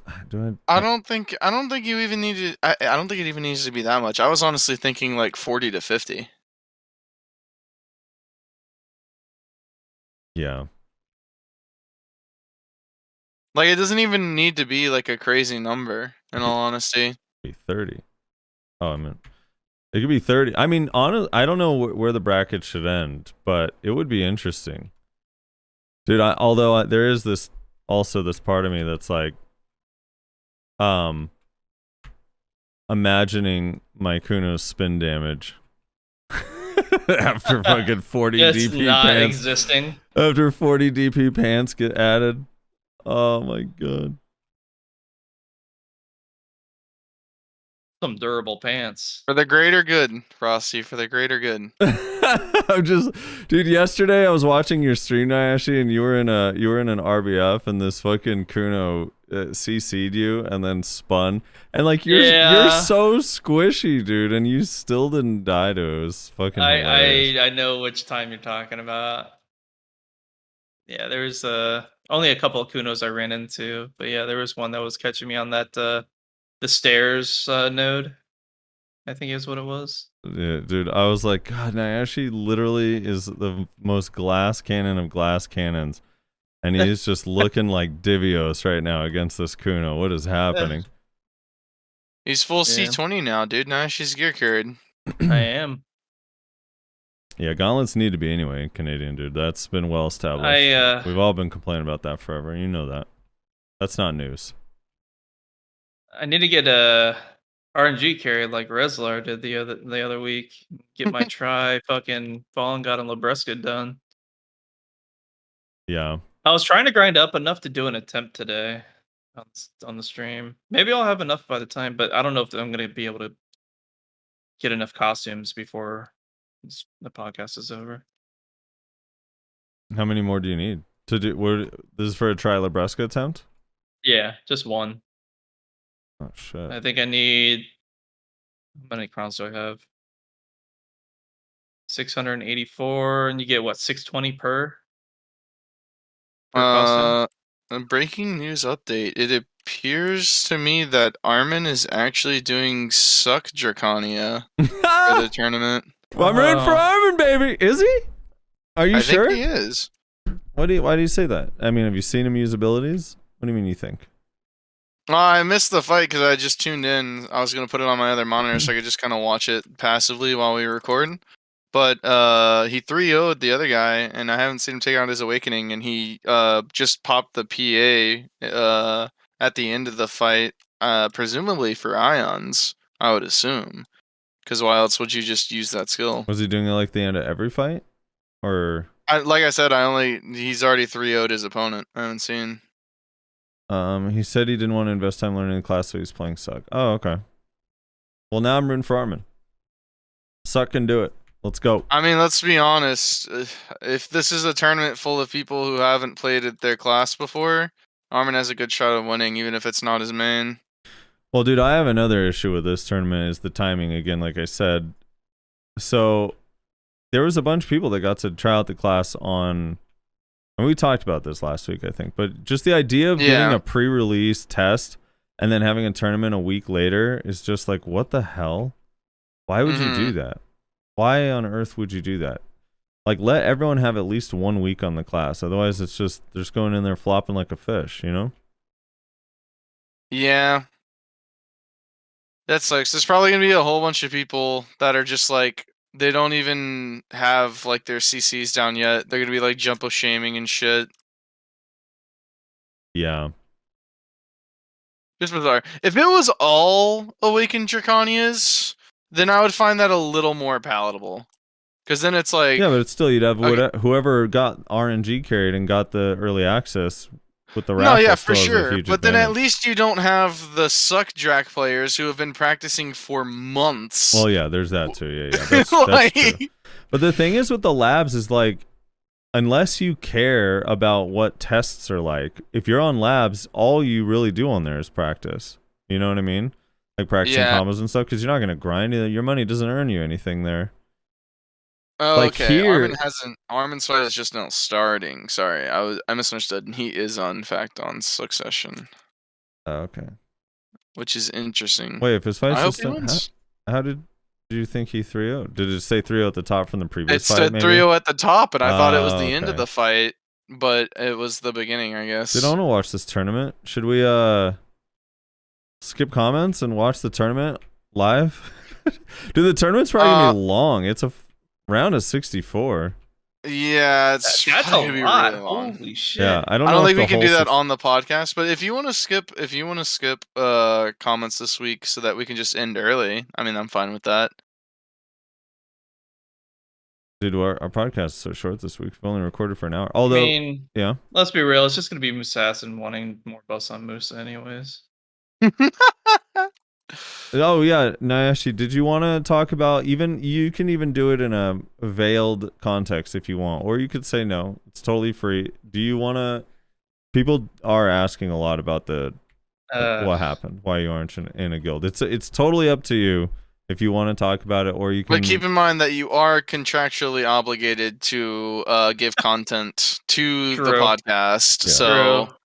and considering 99% of the time you're discuss it a AFK little being bit. grabbed by Zerkers, Okay. this is your chance to fulfill your contractual obligations. I'll talk about it a little bit, but I'm not going to go like, Right. I guess super, You don't have to super name. in-depth You don't have with to it. name call. We don't have to name call. All right, so what the guys are referring to is basically I'm no longer in Juiced. I was kicked out 2 days ago by Shaky because we got into a disagreement over how we wanted to handle GVG stuff. And it got fairly heated because I don't like the approach he's done with his promoting with the YouTube channel and whatnot. Calling out all the big name guilds, and I think that's a primary reason for basically recruitment kind of being on the stagnant side as far as like getting quality players that are PvPers that are willing to contribute to a guild. And I think that's the main issue. But the conversation, the argument started from basically him talking to roughly anywhere from like 8 to 10 of us in Discord, saying that he wants everyone to like be making Draconias. And I'm like, why are you all making Draconias? Like that shit is not going to do anything. And he has this whole thought process that basically if they build Draconias as tags and then swap to them when other guilds bring their Draconias, they're just gonna win fights. All right, Like- you're intentionally pronouncing it fucking weird on purpose. Yeah, This why is not- every time you say Drak, Yeah, you're not. it changes. You changed it from Drake to a whole different class with a different letter that doesn't exist. Now you're saying Draconia, which is just the word means something totally different. Are you confusing his draconian like leadership? What's happening here? I'm like, okay, Nash is fight. He has like a notepad of things to pronounce on purpose, like differently. So we're all sitting here like, wait, is he saying what I think he's saying? I'm probably just slurring it a bit. You're not slurring the letter O.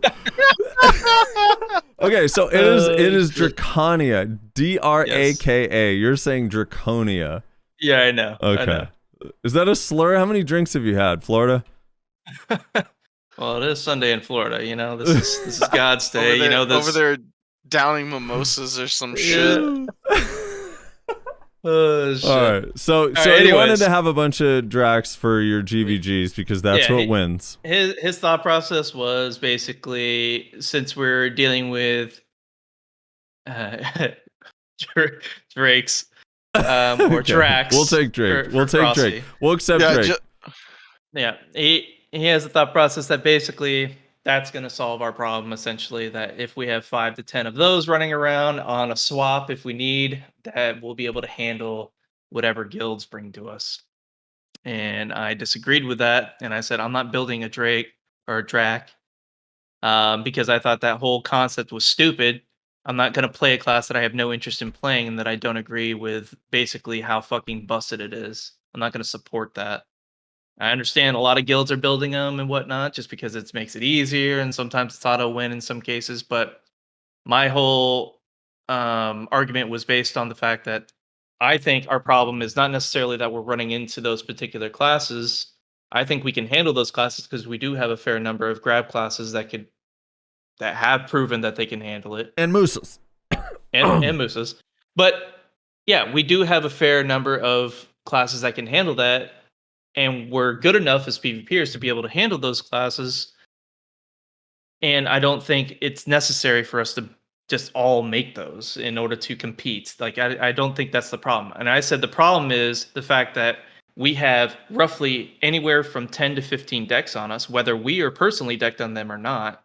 We have a list on the receive side that's as max as it can basically be. And whenever we get into a GVG, another guild will always show up. So we always end up on this weird position where we'll initially fight, we're initially winning, and then we're always on the back burner because we're always outnumbered. Because frankly, this game is not only based around gear, but numbers in terms of GVG and node wars and large scale siege. So if you don't have the numbers, you're ultimately going to lose. Unless you're fighting a guild that's literally a life skill guild that has no gear whatsoever, and you're just dynasty warring them. Which, frankly, we're not fighting those kinds of players. We're not fighting those kinds of guilds. So the whole thought process doesn't make sense to me. I think it's just silly, and I speak my mind about it. He doesn't like that. We have a huge disagreement about it.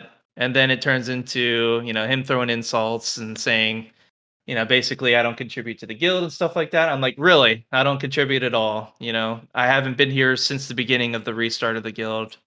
Didn't do anything. Nothing at all. Why am I here?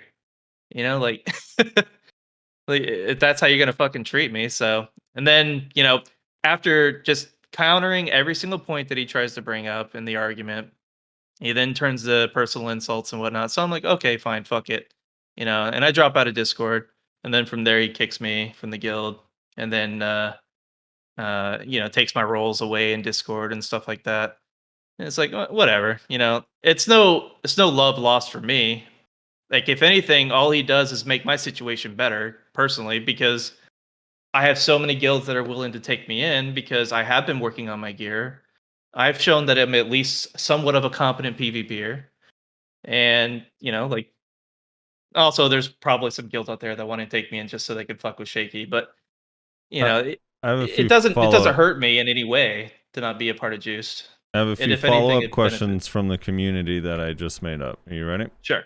Is it all going to be about my pronunciation? No. Question number one. is it true that you were forced to delete your Snapchat and Instagram? No. Okay. Did he block you on Instagram and Snapchat?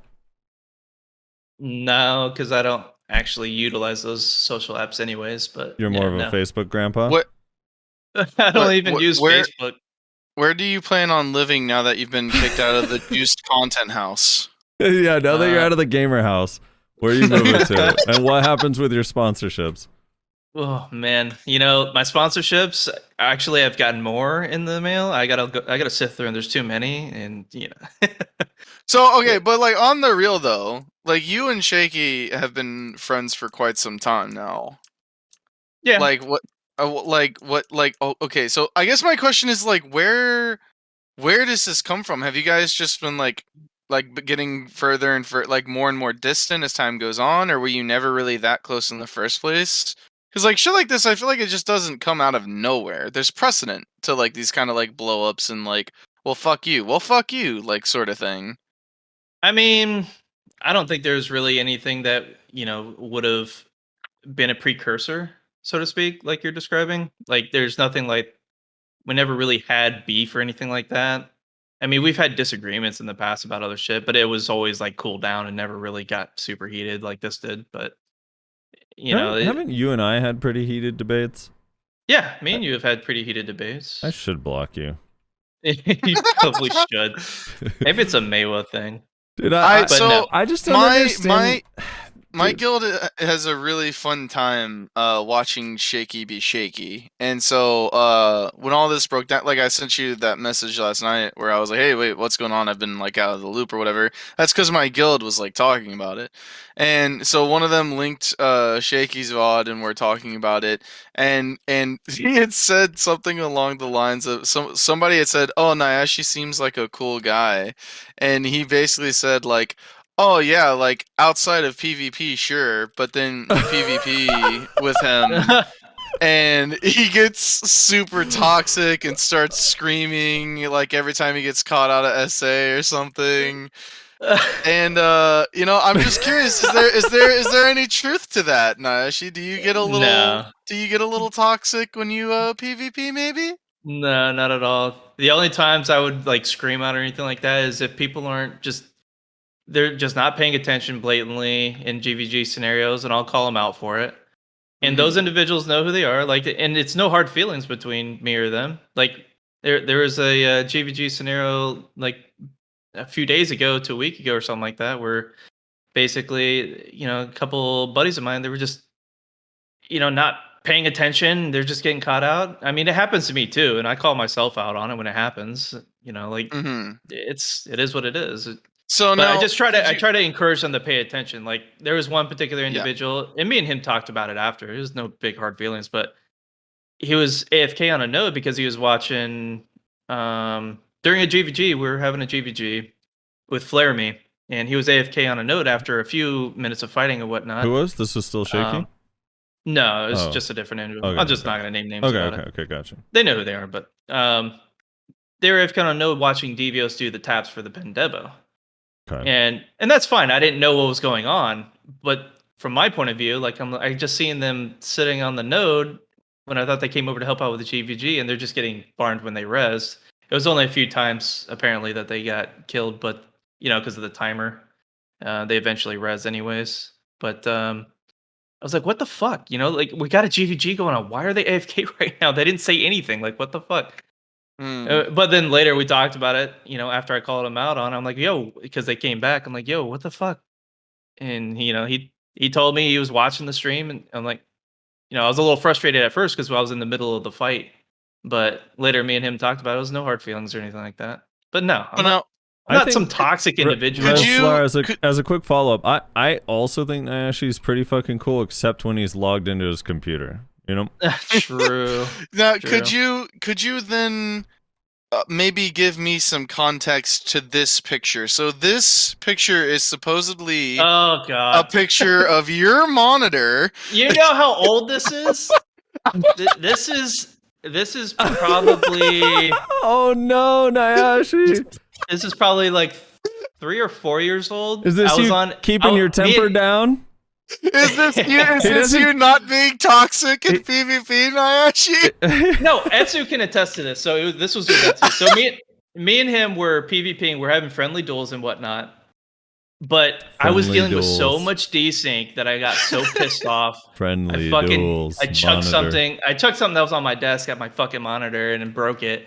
But I wasn't mad at Etsu. I didn't blame him for any of that. It wasn't his fault. No, but you guys Yeah, haven't so- spoken But since I that said day.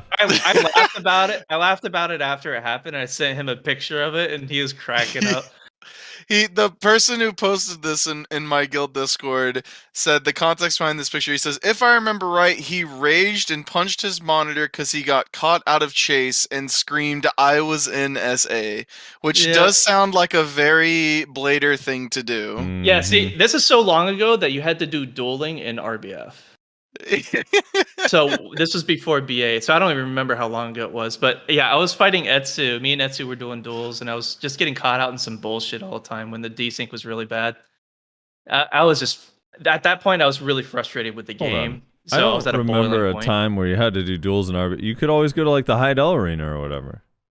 Yeah. No, why would you do that? You have to use actual pots. That's fucking stupid. Oh god, you have to use 1,000 silver.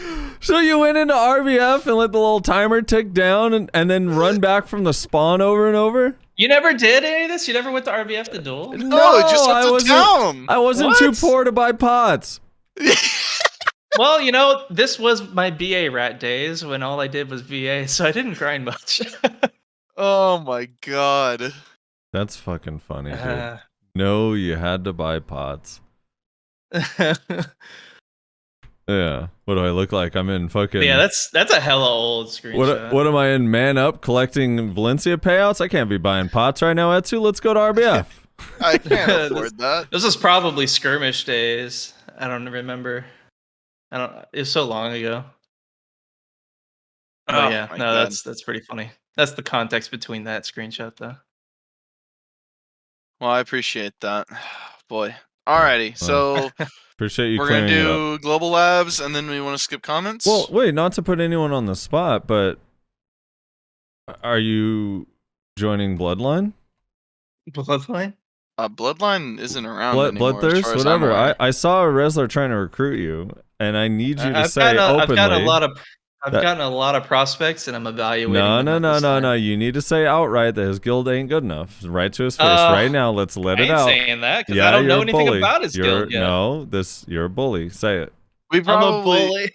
we probably don't do enough GVGs for Nayashe, even though we have 4 decks up and 3 received right now. And Nayashe needs at least 27 declarations running at any point in True. time.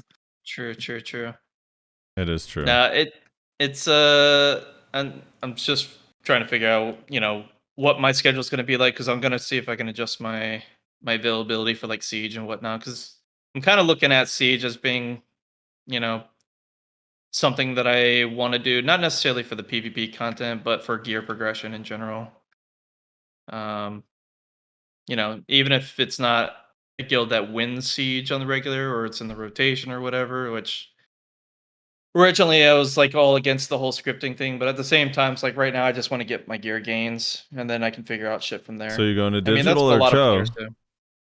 I'm not necessarily looking at going Tho- into like Those a big two are boy exactly guild. as you described.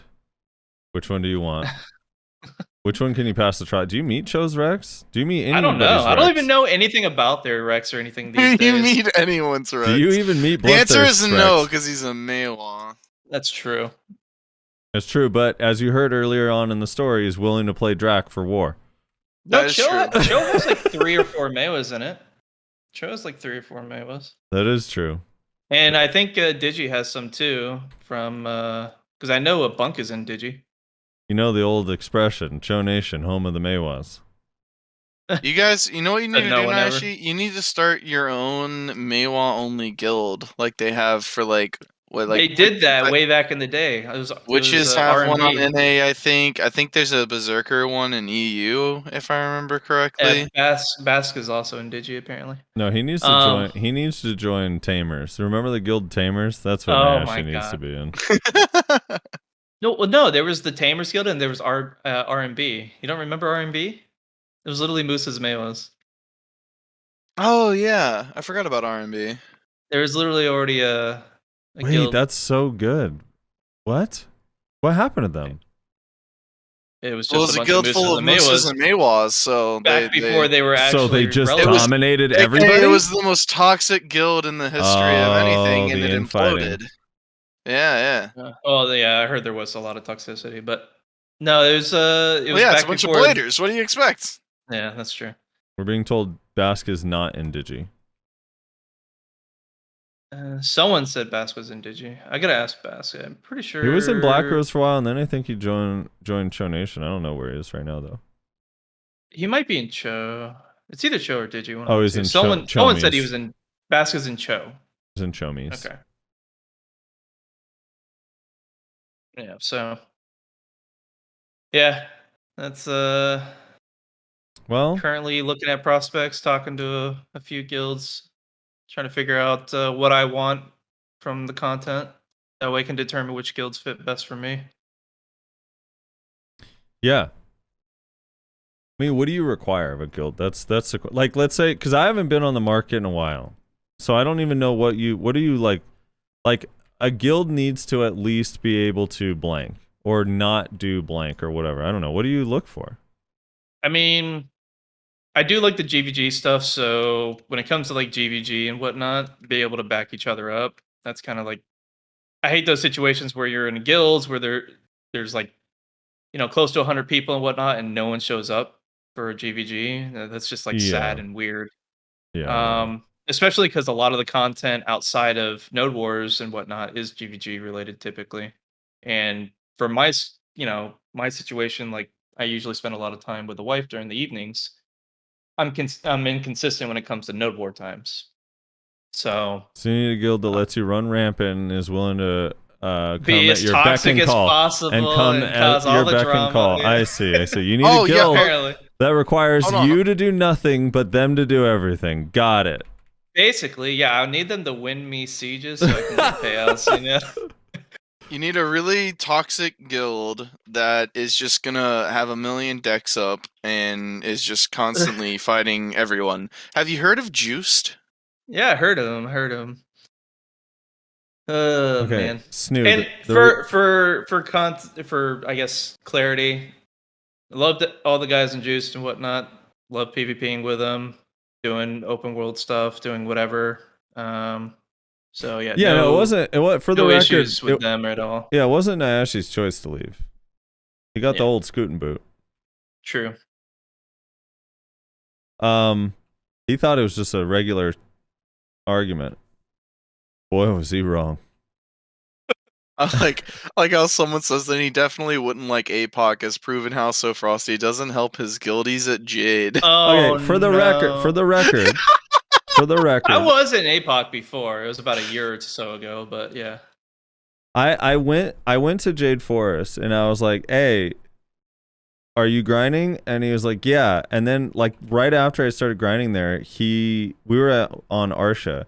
He kept getting attacked by guilds like Tree and Ravencroft, and he's like, "Oh, they're a bunch of shitters. Like, I got this." And then like after he was unable to grind for like 45 minutes because new people were joining, he literally made this sound effect. He goes, "Ah, Frosty, how come none of these people are attacking you?"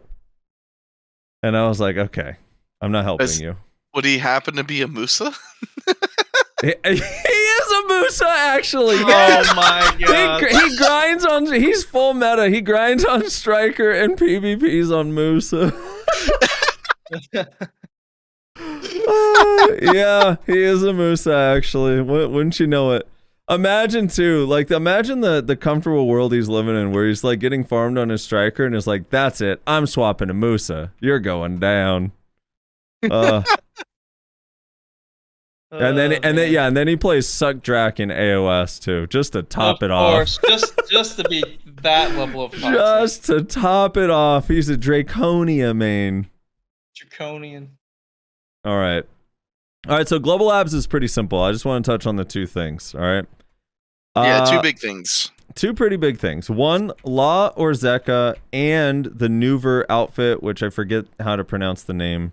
Or even what it is. Can't, I think. Nuvera can be died now. Someone. That was pretty Did you cool. set me up? Ah. Did you set me up? See what he did there? Did you set me up? Isn't that cool? So You son of a bitch. So Nuvera can be dyed now, and La Orzeca can also be dyed now. So those things are dyeable, which is really, really cool. And I hate always being the guy that's like, well, hopefully that means we also get, but hopefully that does mean we also get to dye Black Stars in the future and Fallen God armors. I doubt it because those aren't costumes. They basically are used for costumes, so and you know what's funny I mean, is right now we listen, I agree. You should be able to dye those, but I don't know. Well, right now you can actually dye, for some reason, one of the spears on Drak.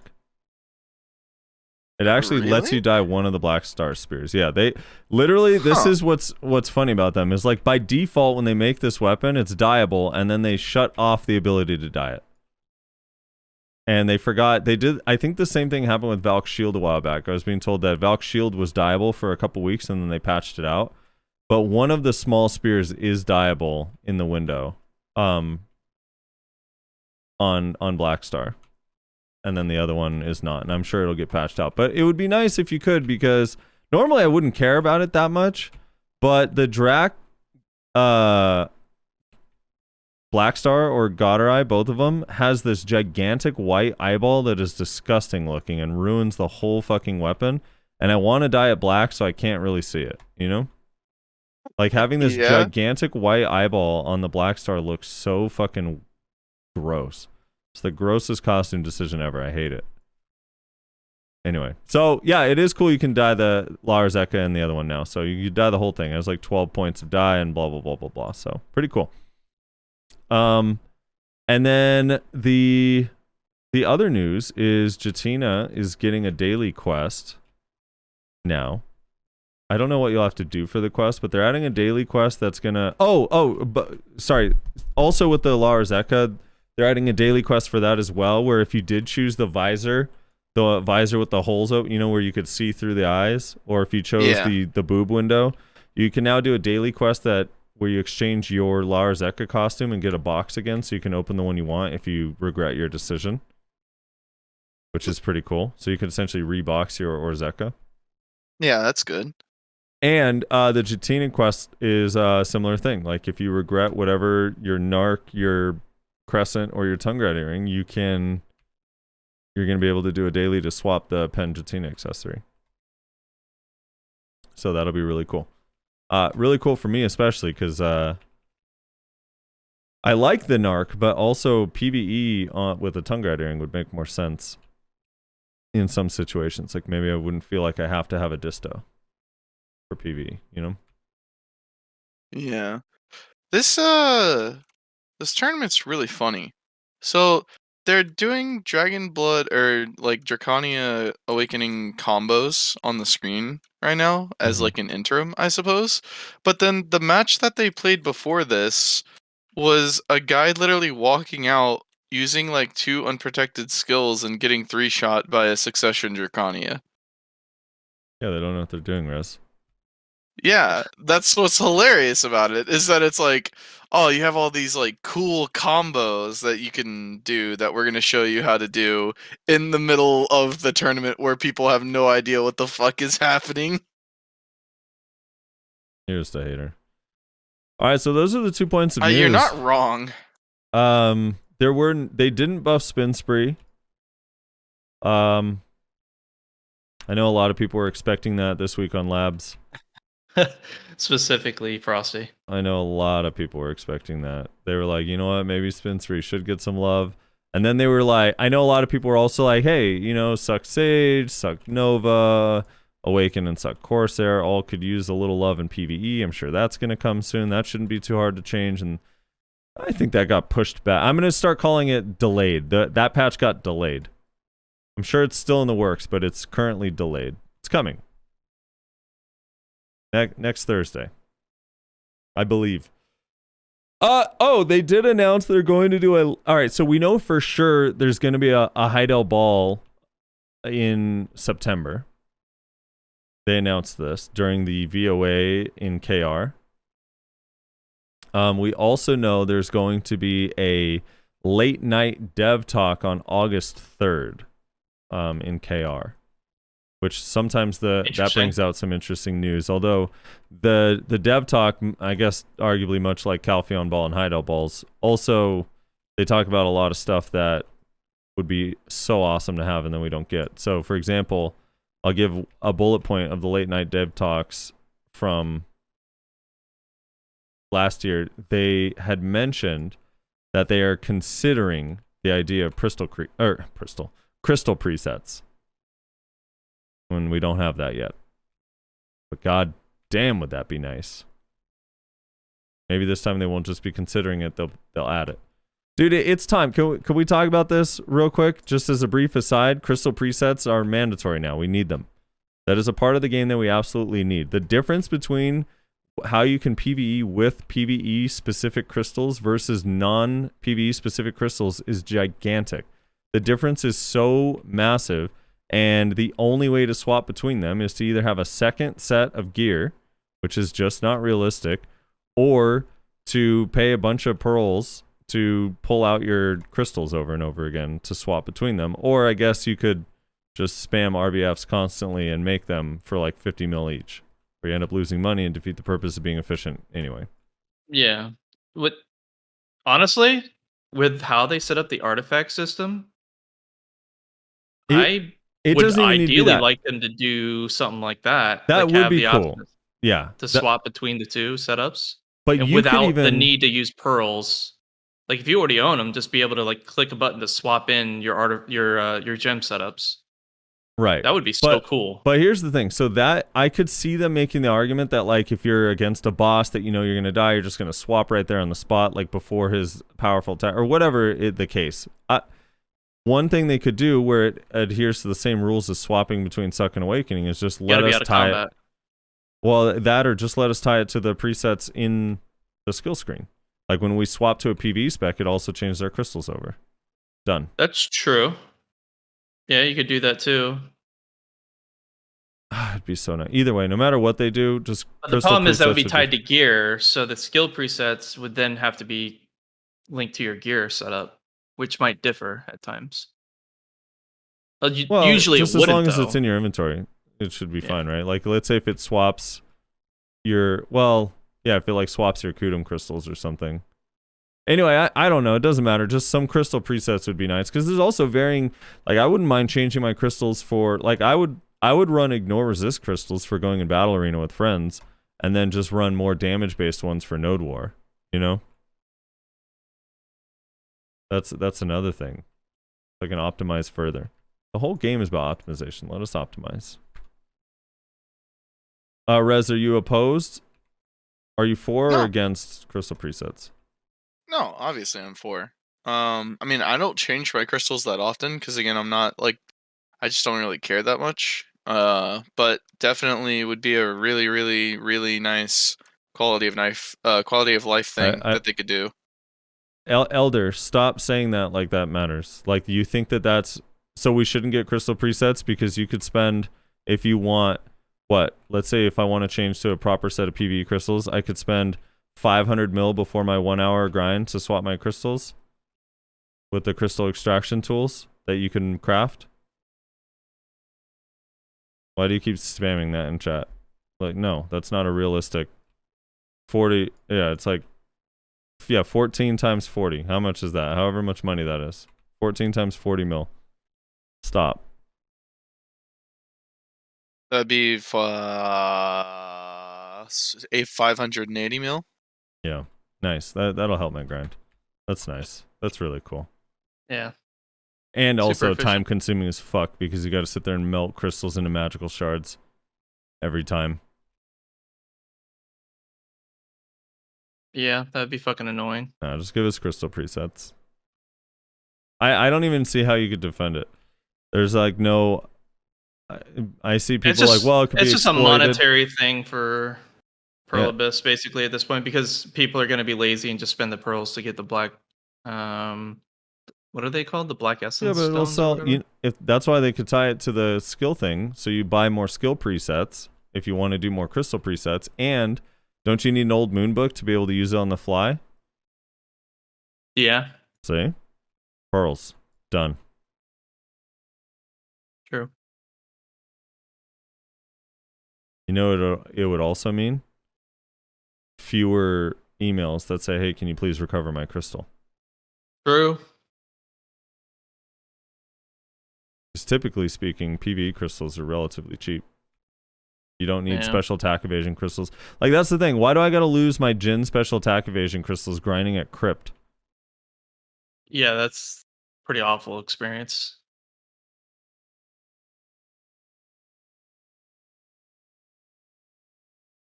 Yeah, that's rough to think about. Just trying to imagine, like, I don't even have a Gen 1 right now, so I just use bonds. Yeah. Oh, Just no. because I haven't really like been trying to get them. And just because, you know, I got so many other things to work on gear wise. But yeah, losing a Gen in PvE would feel oof. Dude, I hate Oh, I hate when okay. it happens when I lose a Viper because I accidentally don't pay attention at Hex and they blow up in my face and I lose a fucking Viper. That's the worst. It's like, what the fuck? dude, this poor Awaken Drakania manages to grab the Suck Drakania, gets a decent amount of damage on him, gets him to like 1 HP. Suck Drak stands up, pops the fucking PA Yeah. skill, heals back to 80%, and then just absolutely slaps the Awaken Drakania. Oh no. Damn it. It'd be like that. That's so depressing, Wait, dude. is it Oh Norelio? my god. Norelio is he's casting he's it, casting I it. think. Okay, okay. Him and Dawn Norelio's not Skeptic. participating? That's lame. Norelio and Dawn Skeptic are it's Drakania Open NA hosted by Norelio and Dawn Skeptic. Really? They got Norelio and Don to do it, huh? That's interesting. Potential future guildies of Nayashes. Potential future. You know, Don did send me the open invitation. Oh, I don't doubt it. I know you. Those two guilds were enemies for a long time. Oh man, I think Don just invites me just for the sake of trolling Shaky into oblivion. It's up to Hey, you, question. Rez. We could do comments. You're the reader, so it's up to you. Yeah, I mean I'm fine. We could do comments. Yeah, let me pull them up real quick.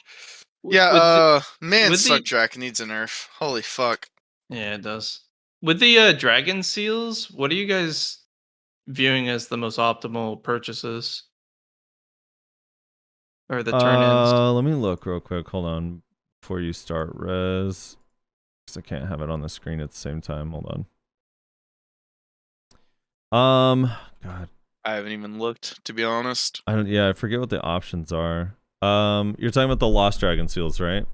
Yeah, I'm sure chat has it figured out. Is there a 140 stack? I don't see one. Yeah, I don't see that either. I don't know why. It says your boss boss furniture box, black essence box, whale tenon potion times 10, superior times 5, normal whale tenon elixir times 5. Yeah, so Trying to see what's the best option, and then of course with the exchange, you could do one single one to get like 1 cron or 10 dust, and that's not very efficient. I don't think that's. no, Oh, no. I'll probably end up doing whale elixirs just because. I mean, you get 5, so every 5 seals is 5 whale tenon elixirs, superior ones. Yeah, that's not too bad, and they're kind of a bitch to buy on the marketplace. Wait, I just haven't been utilizing that's a whale elixirs weekly. and stuff like that because Never mind. you know, you my can only do it DP's on the once. lower side, so I don't feel like whales are gonna really help me yet. What is dragon scale fruit? I don't know. Yeah, you can That's a only good do the question. bottom one once per family. I'll probably do that for blessings. And then you can only do the weekly one once. So, yeah. And then, yeah, the top Ancient one. dust, 1 seal equals 2 Kafirs. Maybe it's milk and eggs. Is 200 milk and 300 eggs a lot? That's a lot of milk and eggs.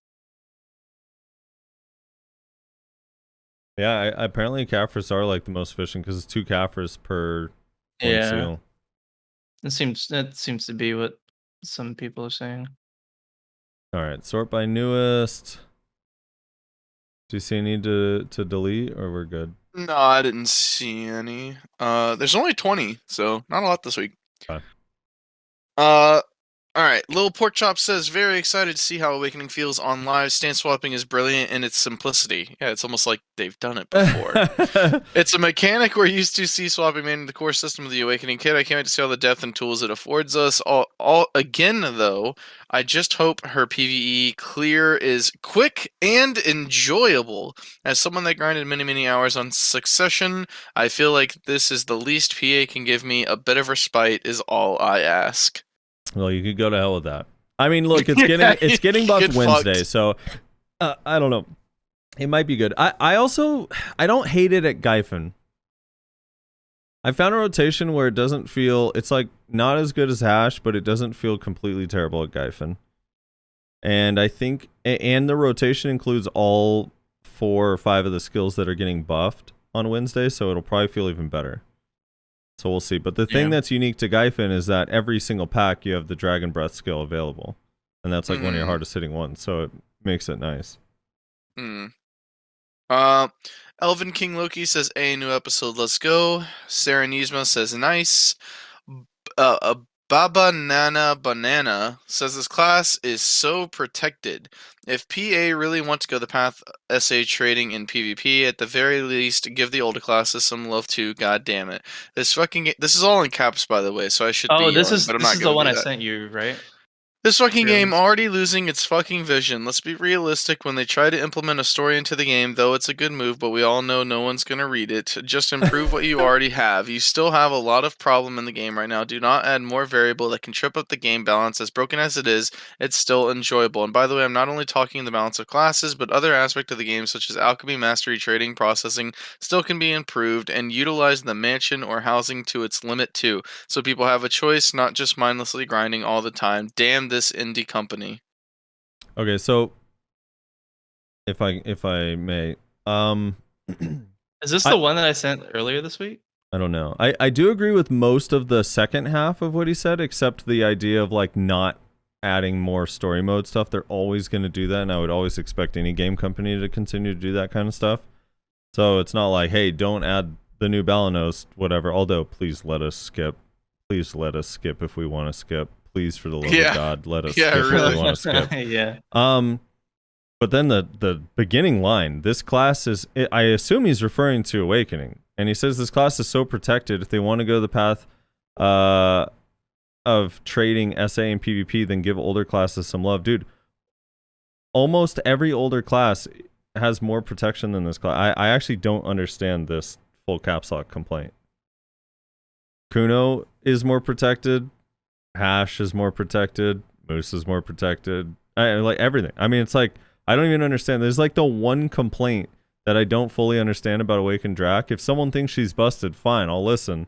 But because it's too protected, doesn't make any sense.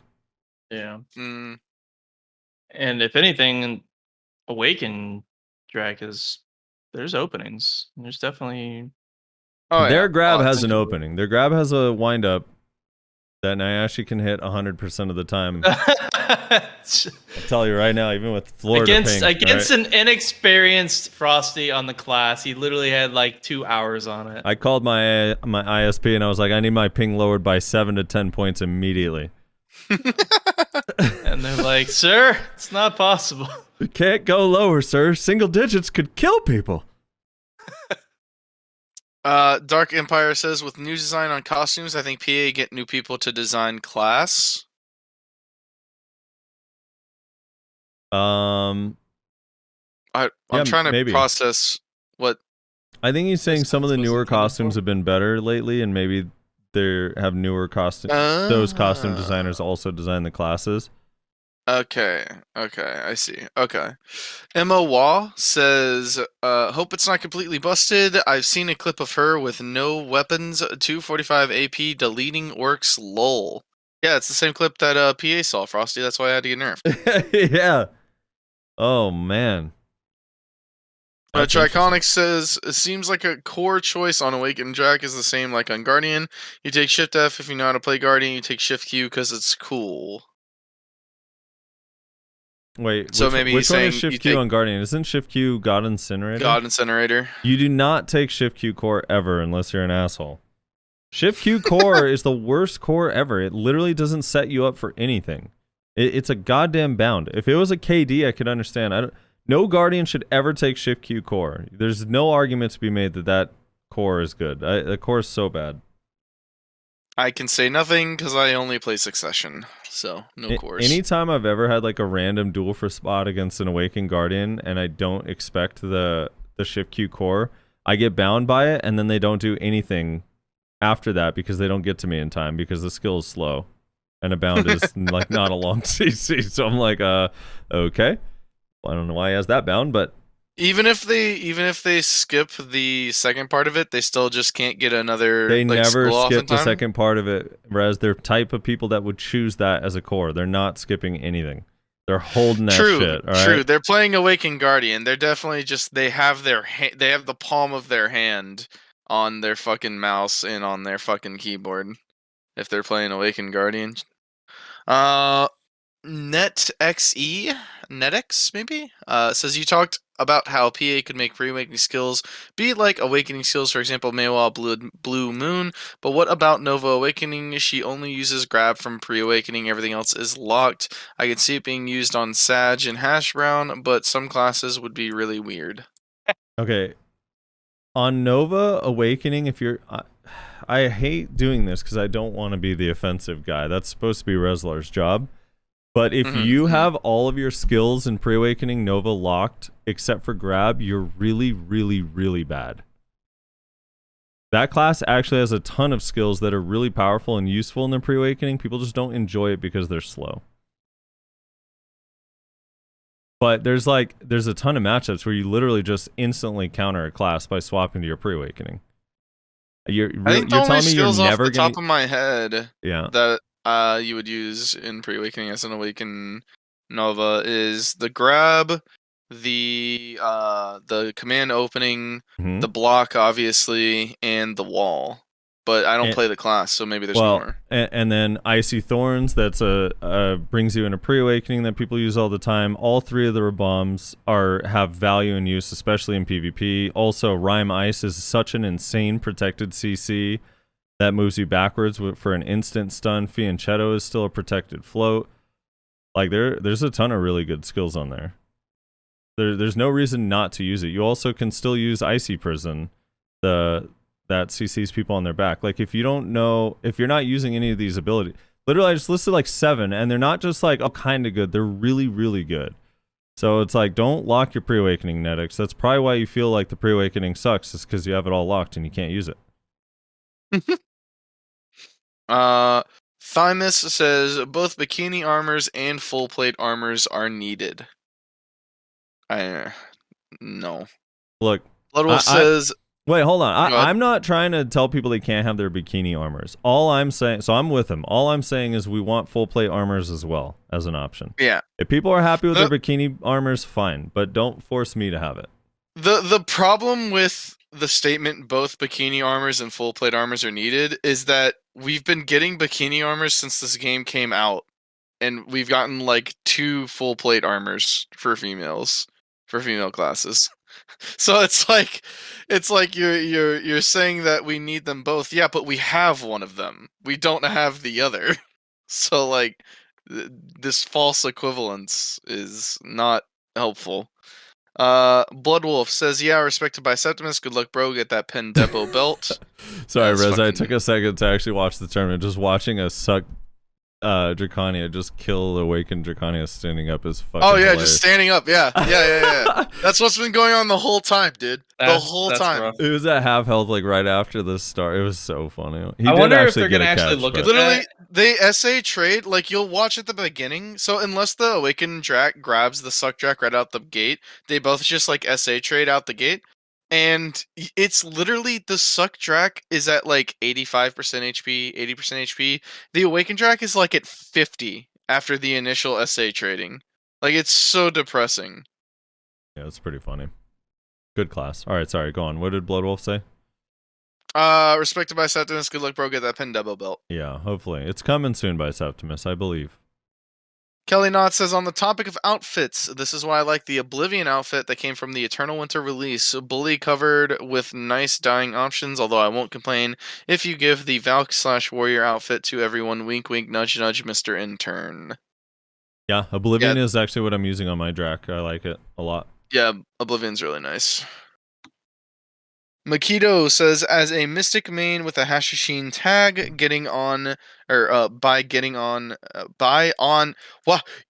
Wow. I'm having a stroke. Sorry, hold on. Let me start from the beginning. Okay. Makito says, as a Mystic main with a Hashishine tag, getting by on succession, rip Awakening Mystic my Sork/Rat counter. I'll admit that Drakania Awakening has caught my eye. I was really hoping she wouldn't have a grab, parentheses, since that might be too much on paper. But now that she has one, I'm really considering hard rolling. I enjoyed Drakania's Succession due to how the skills could be cancelled into each other, similar to Succession Mystic, but the lack of grab or any real playmaking potential outside of jump forward and hit 2 skills really made me feel like the class was one-dimensional, parentheses, not to mention how easy it is to do good on Suck Drak in large-scale PvP. I've just accepted that some classes aren't going to get some attention for a damn long while, so it's a good thing I have 5 sets of weapon exchange coupons. Here's hoping Drakania Awakening reignites that fire that keeps me playing Black Desert. What's his edit, Rezar? What's his edit?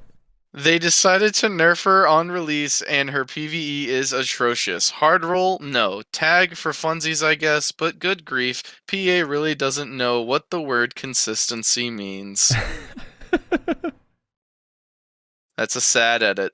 That's a really sad edit. It was, poor guy. He was so excited in the first paragraph. Yeah. Genesee says, pretty sure Frosty's a low-key voice actor for Canadians in South Park. That Muso voice was on point. Excited to see if there's ways to pocket or new hidden mechanics on Drak. Most good stages use perma-pocket to permanently store the main hand/awaken flows for immediate use at a time of your choosing and bypassing the slow wind-up of the preceding skill. Succession can do it too. Illusion detonation out of Magia for Sorks and non-grabs, as well as finishing touch. Best range CCs are in main hand. I put out a video about this hidden tech a while ago after requests, and it's now pinned in the Awaken Stage Discord, but I agree, I actually really enjoy being able to have the options in main hand just for additional outplay. Nothing kills a class faster for me than only having a few decent skill options in one kit alone.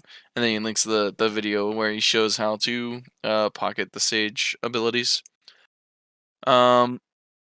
Stalton says, you guys rock. Please update Spotify so I can listen to your wonderful voices while I work. Thank you, praying emoji. Those are officially updated. My vacation set me a little bit behind.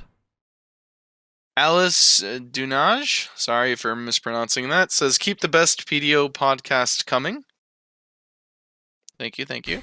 MC333 says, why does he keep saying Drake? Like you hear 2 other people in the call constantly pronouncing it correctly. Dude, well, MC333. For my lovely viewers like you, that's why. Wait till you get a load of this week's podcast, my Yeah, friend. it's Draconia. Oh my god. He said like you hear 2 other people constantly pronouncing it correctly. It's like, why don't you say Drak? He's like, I am Drake. It's like, no, we're saying Drak. He's like, that's what I said, Drake. That's like, it reminds me of that, what was the Family Guy meme when he's, oh my god. Cool Whip. Oh yeah, Cool Whip. Yeah. It's like, why are you saying whip like that? It's like, what do you mean? I'm saying the same as you, Cool Whip. Yeah. Say whip. Now say Cool Whip. Cool Whip. Exactly. That's Nayashe. He's just doing it to gull you guys, right? Greed says, Nayashe didn't come for half the podcast because Drak doesn't have SA block, so there's no need for Maywa in this discussion. Happy for the Maywa and Musa community not to have another bad matchup by default. Now that Musasin and Nayashe aren't reading this, Musa Maywa needs some nerfs. Oh my god. Musasin and Nayashe. They're twins. Yeah, they are. Something Void says... Something Void says Awaken Drak needs one more mid-range movement skill that does no damage. If possible, Tectonic Slam, remove float and give it SA in normal, and float as core option. What do you think about that? I don't Frosty's know. reversing the protection and CC. I'm torn on that because right now Tectonic Slam does this really cool thing where if you don't have the core skill, it flows into Shift Q super fast. The core skill actually slows it down, so you don't need the core skill on Tectonic Slam, especially in 1v1s. In large scale where there's a bunch of people just throwing random shit, I could see it, but in smaller stuff like 3v3, 5v5, like in RBF, I don't really have a problem. I don't use Tectonic Slam core because you just don't need it. You go into Shift Q so fast, it's hard to punish. Same thing in 1v1s, especially if you know what the other classes are doing. So I'm kind of torn. I get the idea, and I don't fully disagree with the idea, but I don't, for me personally, my own personal opinion on how Tectonic Slam plays, I think for me that would be a nerf on my playstyle and the way I like to use it. I would hate to lose the float because I don't think the class has a lot of good catches to begin with. And that would basically force you to get the core skill.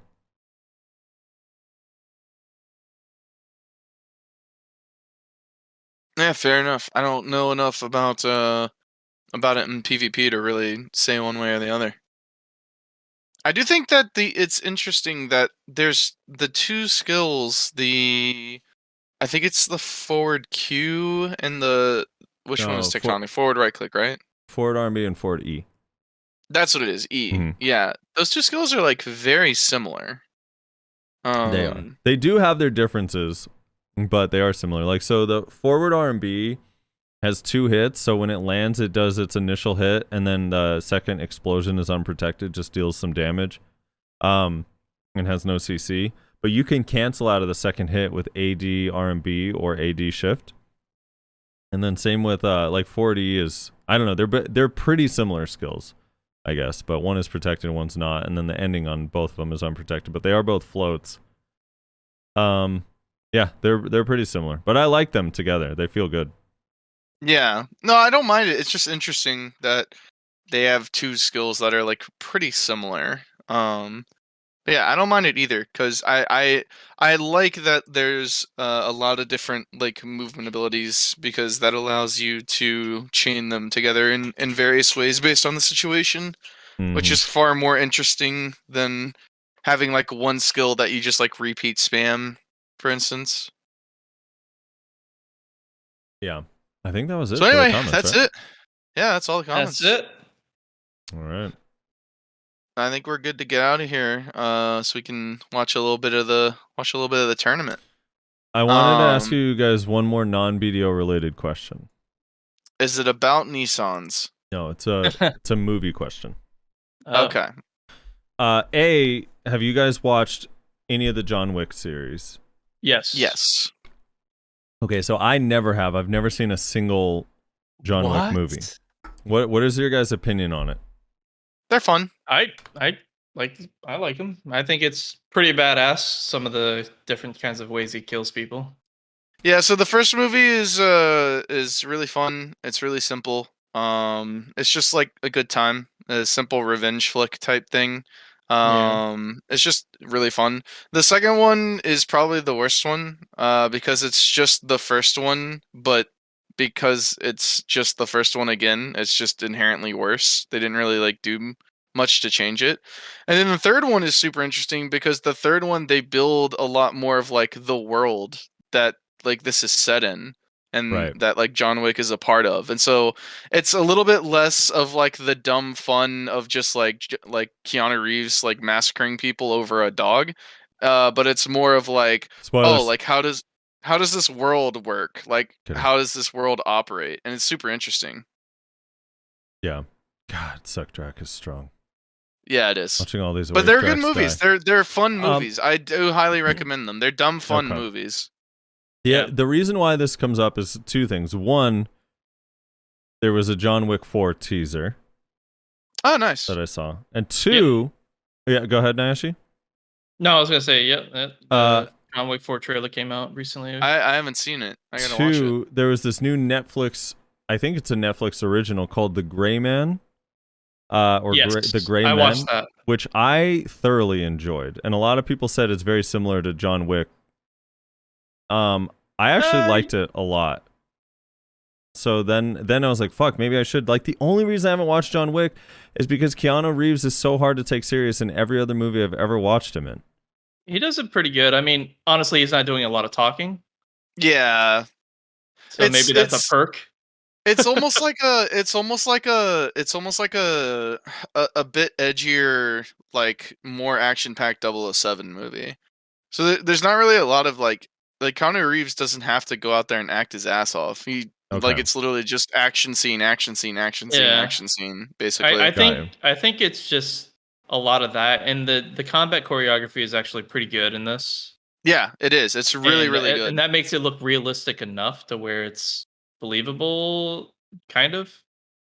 Yeah, it's, to me, John Wick feels, the action set pieces in it feel way better than like pretty much anything else like that are similar movies like 007 or like Jason Bourne movies, like any kind of those like action like lone agent taking on like, you know, the world sort of thing. A lot of them get like insanely unbelievable at times. John Wick takes a page out of fucking Die Hard book, and like you actually see like at times Keanu like kind of get his ass kicked, and like this has like repercussions like for the rest of like the story, and it makes it feel way more like, oh shit, dude, this is like fucking awesome because it's way more real and less like James Bond is a fucking superhero that's just this untouchable god. Yeah. There is some aspects of it, like Rizal, you said you didn't care for 2 as much. Yeah. Like there's some aspects to 2 where they kind of like obviously plot armor it because the enemies show him a lot of respect. And some of those fights where they could have easily probably just killed him. But yeah. Rez, did you see The Gray Man? I have not. I've never even heard of this. I highly recommend it. So it's Ryan Gosling, and then I forget the guy's name, the guy that plays Captain America. Forget his name off the top of my head. Chris Evans. Yeah, Chris Evans. So Chris Evans is like the bad guy. Ryan Gosling is the hero, I guess, that you're following the whole time. But people are saying it's closer to Jason Bourne than John Wick. But either way, it was like one of the reasons I liked it is so it was a long movie, and every time these days when I'm like browsing through movies, like that one's 2 hours. Like, what time is it going to be in 2 hours? I like always do that. Like, what time is it now? What time is it going to be in 2 hours? I got to grind, you know? But it like gets started in action, like just literally like the moment it starts, you're just like, okay, there's action. Here we go. We're not setting up a story or anything. It was like, it just kind of got right to it. And I thought that was kind of cool. Yeah, no, John Wick is very similar. It's like, it tells you like a bare minimum of like, here's why he's doing what he's doing. And now we're in the thick of it, essentially. I wish John Wick was, the first 2 hours was him walking his dog and like going to the pet store and taking it to the vet. Yeah, no, it's like what? Yeah, you really like connect 10, with the 15 dog, minutes. Yeah? It's like 10, 15 minutes of fucking, okay, here's why the rest of this movie is gonna happen, and then it's just insanity for the rest of the movie. Right. Yeah, really good time. I feel like Reezy is gonna really just crap on everyone. Reezy is arguably the best player in this tournament. Has been practicing again, and it's no fault of his. If they're on opposite sides of the bracket, this might end up just being Reezy versus Armin in the finals. Yeah, and no, it's of no fault to Reezy because that's just how it played out. But again, he's been on the class for a week, whereas like everyone else on Awakening has been on for 4 days, or most of the people. And most of these people are just playing suck. Also, that suck Drak, like he got CC'd immediately, but also when he disengaged from the CC, he didn't use his PA, which is very odd. So he let himself just die. Yeah, very strange. Well, anyway, y'all want to get out of here? Yeah, go see Gray Man this weekend, Rez. Tell us what you think. All right, I'll come back next week with a review of Gray Man. All right. thank you everybody so much for watching. Hopefully you guys did enjoy. Leave a comment. We read the comments every single week from the previous comments, unless we do choose to skip, but then we always catch back up. So we read all the comments. Make sure to check out our individual Twitch channels. They're linked in the description. Twitch.tv/SoFrosty, Twitch.tv/Nayashe_NA, and Twitch.tv/NotReslar. All those links are in the description. Hopefully everyone's enjoying Awaken Drakania. Thank you so much for watching, and we'll see you all next week.